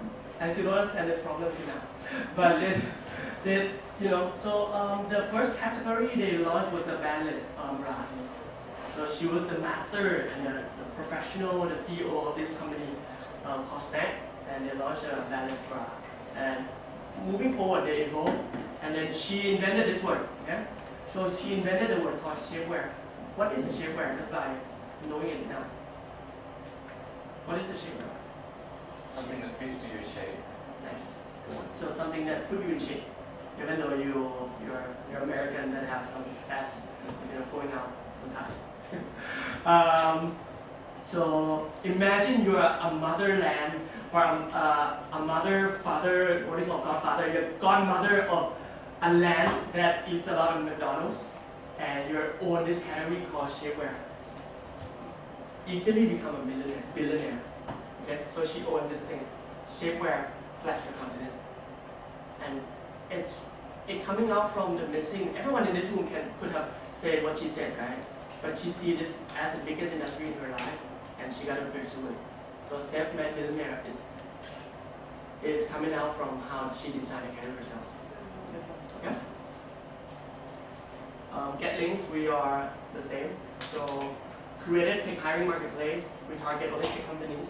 We work with a lot of candidates that are tech talent only. So that's how I design the category. That's one of my companies that have the most valuation right now. I do another project as well. So this is my second project. So a lot of you guys ask me what do I do, right? So maybe you can work on this real estate project together. So I went into this industry called home renovation. So you go into an old home, buy a house, renovate it, and sell it. Okay? Margin is huge, 100% in 6 months time. I was attracted to the numbers. It's like, oh shit, this is such a good industry to be in. But however, I went out there and then it's such a boring age because everyone is so construction based. It's like, I got to build this thing like this, like that, whatever. And there's no marketing at all because you renovate it all. So I went and then I partnered up with 4 partners. One of them can find a rare home, meaning can find a home in a rare location. And the other one can do construction. I take care of marketing and designing the concept or category design. So what I did for them is that I went into the business for 3 months, and then there's no one that matched any of the things they do. But in the end, we came up with, okay, so who are we? What are we? And why are we different from others? So I came up with the word rare. So I believe rare home is the future of living. The way I pitch is this, and I totally believe it, okay? It's not about word choice or presentation or trick you, okay? But I totally believe this, right? My problem occurs when I go to a website of a big companies that sell condo, okay? The problem is that they ask me to click your intention to buy this condominium, okay? And there was 2 choices. What is it? For investment or for living? For investment ก็คืออยู่เองหรือว่าซื้อลงทุน okay? My problem in the website is that I couldn't click both. I couldn't click both. I'm like, and I'm an investor in real estate for 5 years already, right? So I'm doing both. If I want to buy a home, I better think about investment as well. So my point is I couldn't click both. I was like, and it worked out. So I'm like, there can't be a better choice.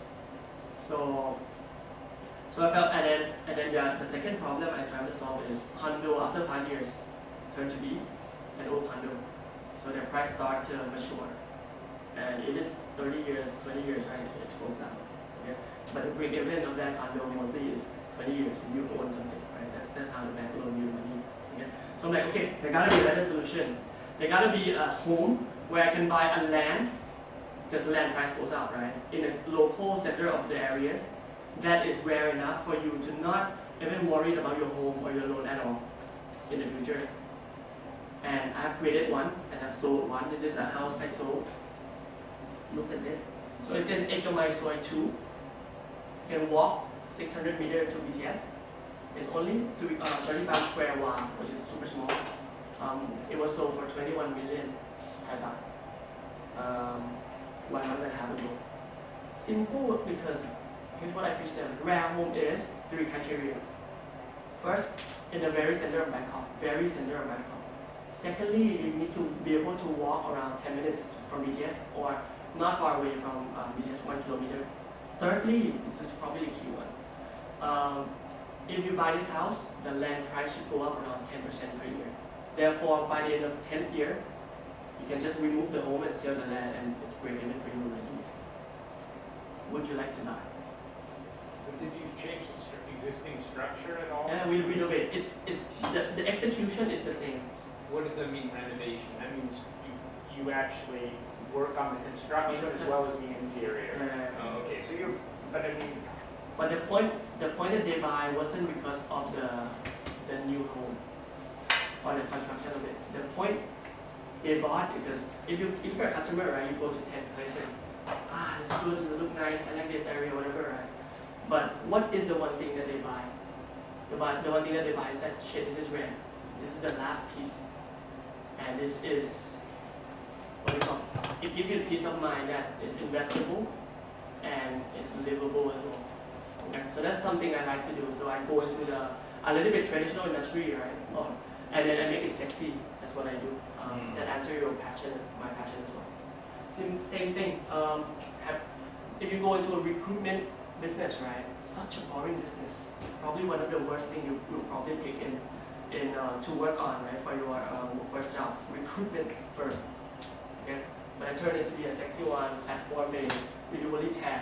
We focus on platform up to the point where Alibaba invested in us.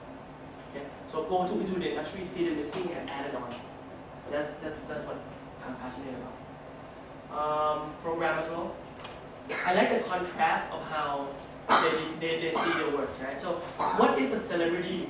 So it's a program where there's 10 celebrities do a real boxing with another 10 celebrities. Okay, so this is called 10 fight 10. Okay. But the interesting one here is that they define it very well. So what is a celebrity? Give me an adjective that defines celebrity. Good looking? Like a star, whatever, right? Performing, whatever, right? And then, but what is their dark spot? Like, are they like too, what do you call? Is the boy too pretty? You know? Are they like just performing? Is he fake? Is he actually good at anything? Is he just protecting his picture? Okay, right. So the show is called, this category is called Real Celebrity Boxing Show. Real Celebrity Boxing Show. And if you see the work they do, right, they probably do as a workshop. Okay, how do we get this? So one of the things they like, they circle the celebrity works, right, and they find it out.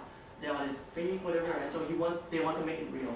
So all the script, if you heard the script and you have watched the show, right, you'll be like, แตกจริง เจ็บจริง เตะจริง ฟ้องจริง So that's why they sold out very well, because they exponentially explain about the word real in a hardcore way, because people believe celebrity ain't real.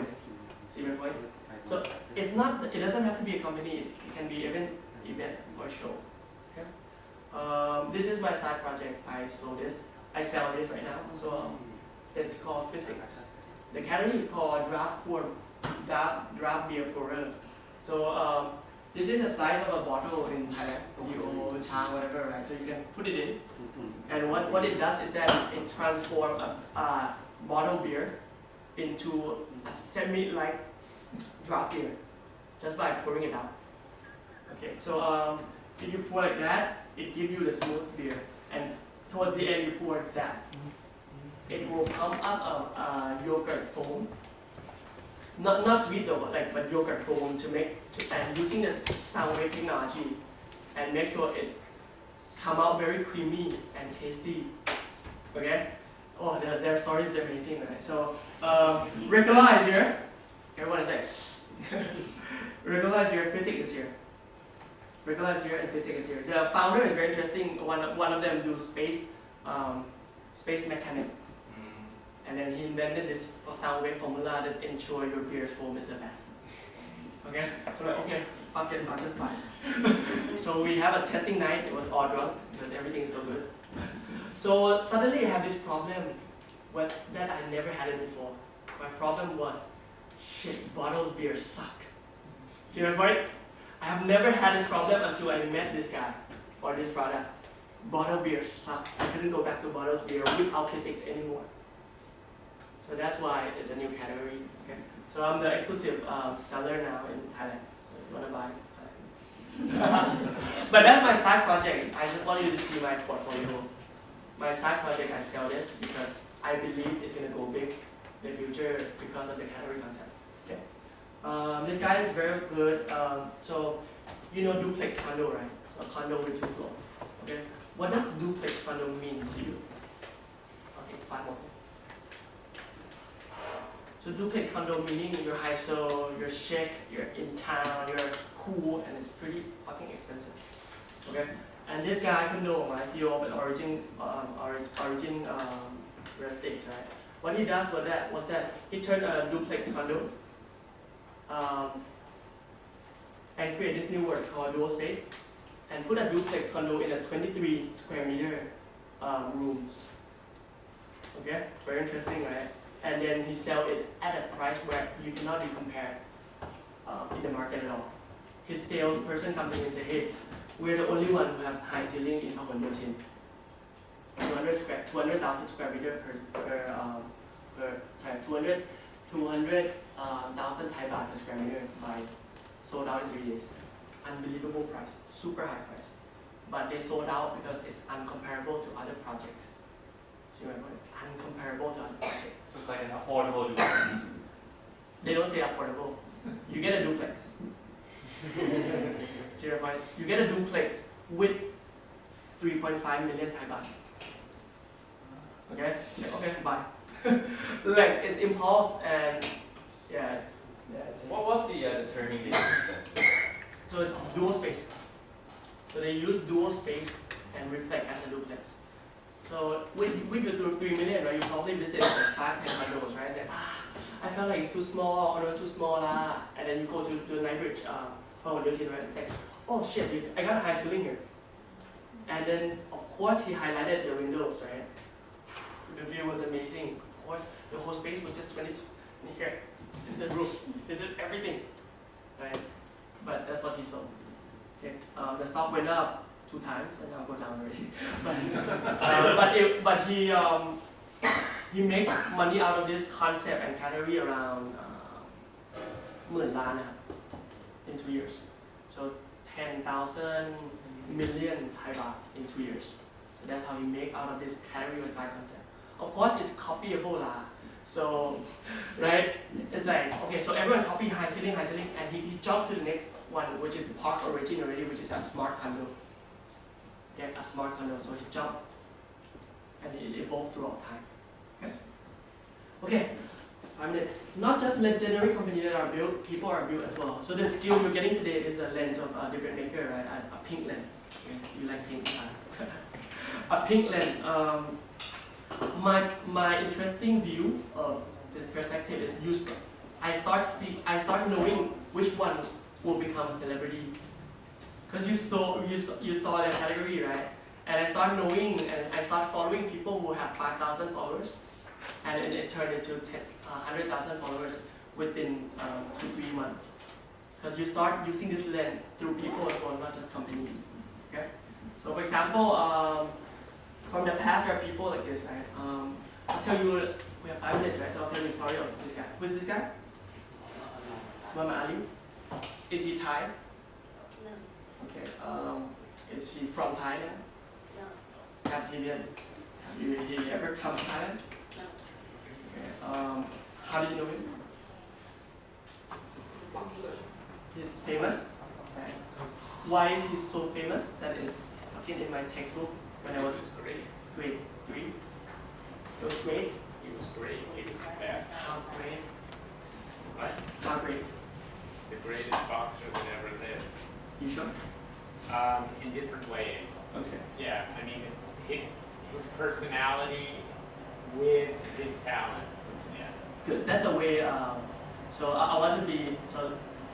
Alex, you can be extraordinary. The way you describe, you probably describe same as people I know. So the way I describe it is through category lens. Okay, is that every time there is a change in category, you get a lot more famous. Okay, every time there's a change in category that no one owns, you get a lot more famous. Okay, so that's right. So Muhammad Ali, right? What happened is that he turned what was his early category? He was a boxer. He was a boxer. Okay, so he turned from a boxer category to be a one-man show boxing. Okay, so people first time ever people start to bet which round he will knock the fuck out of the other guy. Okay, 4th round, 5th round, 6th round, people start getting money on it. So he started to be famous in the US. Okay, he started to be famous in the US, but I wouldn't know him. Okay, I wouldn't know him. Petra wouldn't know him. Okay, so how come you become global? It changed another time to the next category. So he said, I'm not just fighting inside the ring. I want to fight outside the ring. So what is he fighting for? The Vietnam War. Shit. That goes against the law, man. Race? Racism.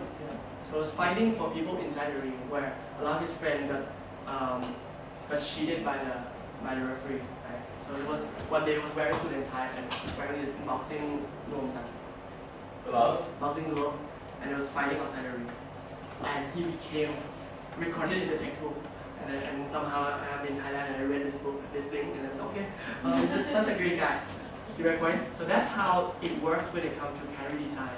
Of course, category design you don't need to design like me, but it could be a fluke as well. It could be that I'm just a great person and I change my category throughout time. That's how you work. Okay, good. Okay, this is Thai cases. You wouldn't know. So, what did this girl bring to Thailand? One word, and you know why she's famous. Lami. She brought one word to Thailand. All-time best-selling record. Only women in artists who have full sold-out tickets to her own concert. The rest are guys. She's the only one in Thailand that can do that. She brought one word to Thailand. What is it? And it's category design. Almost. Almost. So she brought the word bohemian. Bohemian. So bohemian is a lifestyle. That's why her hair has to be curly. That's why her voice needs to be a little bit soul.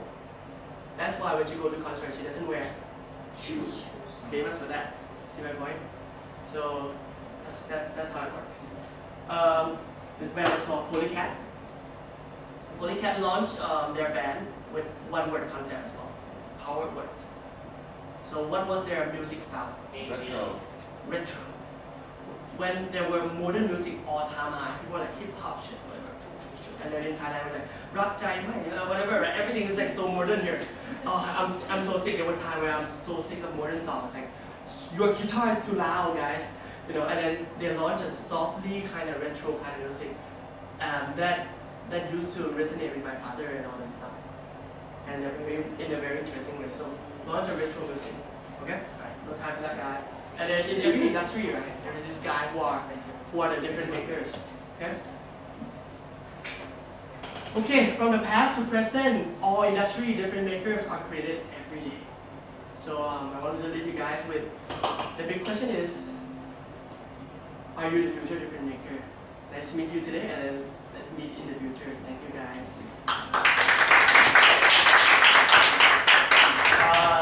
Hey guys, how was the session? You enjoy? Very much. Yeah, so if you get out of the loop and you don't know the concept of category design different maker, now you have the problem. And some folk here asking about hip hop session in the future. Could you share a little bit? And if you have some project that you want to introduce into the market, you can ask hip hop as well, because hip hop also do the investing himself and also do the partnership. If you have some special project or interesting one, just contact him directly. Okay, I'll find a job soon. Okay, cool. Maybe 2 minutes. Okay, then okay. So I was not gonna present this, but let me. Okay, good. So what you see today, right, is what I call different maker introduction. Normally it costs 5,000 Thai baht for a 3-hour session. I love him so much, so here. So what you get here is the new land, right? So now you see what I see is a whole new world.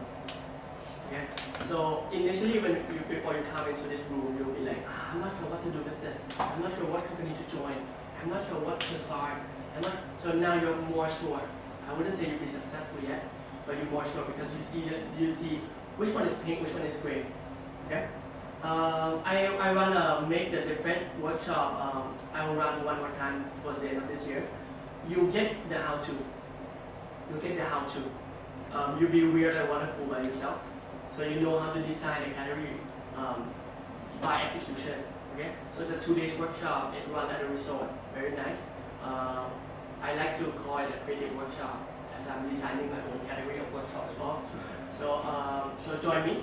The cost is 30,000 Thai baht, but I pretty much guarantee you my word that you probably 2x your salary or your revenue. So that's my guarantee. For us, no one has sued me yet, but that's good enough. Okay. So here's how I look at things, right? I said it's hourglass, right? So the shape of business is hourglass. What you need as a skill is that you need something big before you can design a category. And once you have the category name here, it's just a 2-3 words, right? You just go scale, scale, scale. And in the startup world, you call it a unicorn journey, right? Tony said unicorn. Okay? So that's how you do things. And then once you get to that point, you have a new discovery. People will see things the way you see. People will see brand the way we see it. People will see business the way we see it, right? And then it establishes a new business. And up to that point, I cannot stop you anymore. Okay? It's the point where you become a godfather or godmother of some category that you're unstoppable already. So my quote here is, I like to live a different life. Not in that sense, but more like a life that makes a difference. So I felt like it's not okay to live an okay life. You guys are doing an okay business or trying to get an okay job, thinking my life is okay. If you walk past me in the BTS and say, how's your life? You said, okay. So I think you should live an extraordinary life. Do a little bit more extra, do a little bit more giving, do a little bit more different. Aim a little bit higher, play a little bit bigger, okay? And actually become one who actually care about others as well. So that's me. It's not okay to live an okay life. So live for that moment. It's time to make a difference. All right, thanks guys. See you in the future. So you guys might not notice that this workshop is free and people don't get anything from this session. So please you give a big round of applause for him again.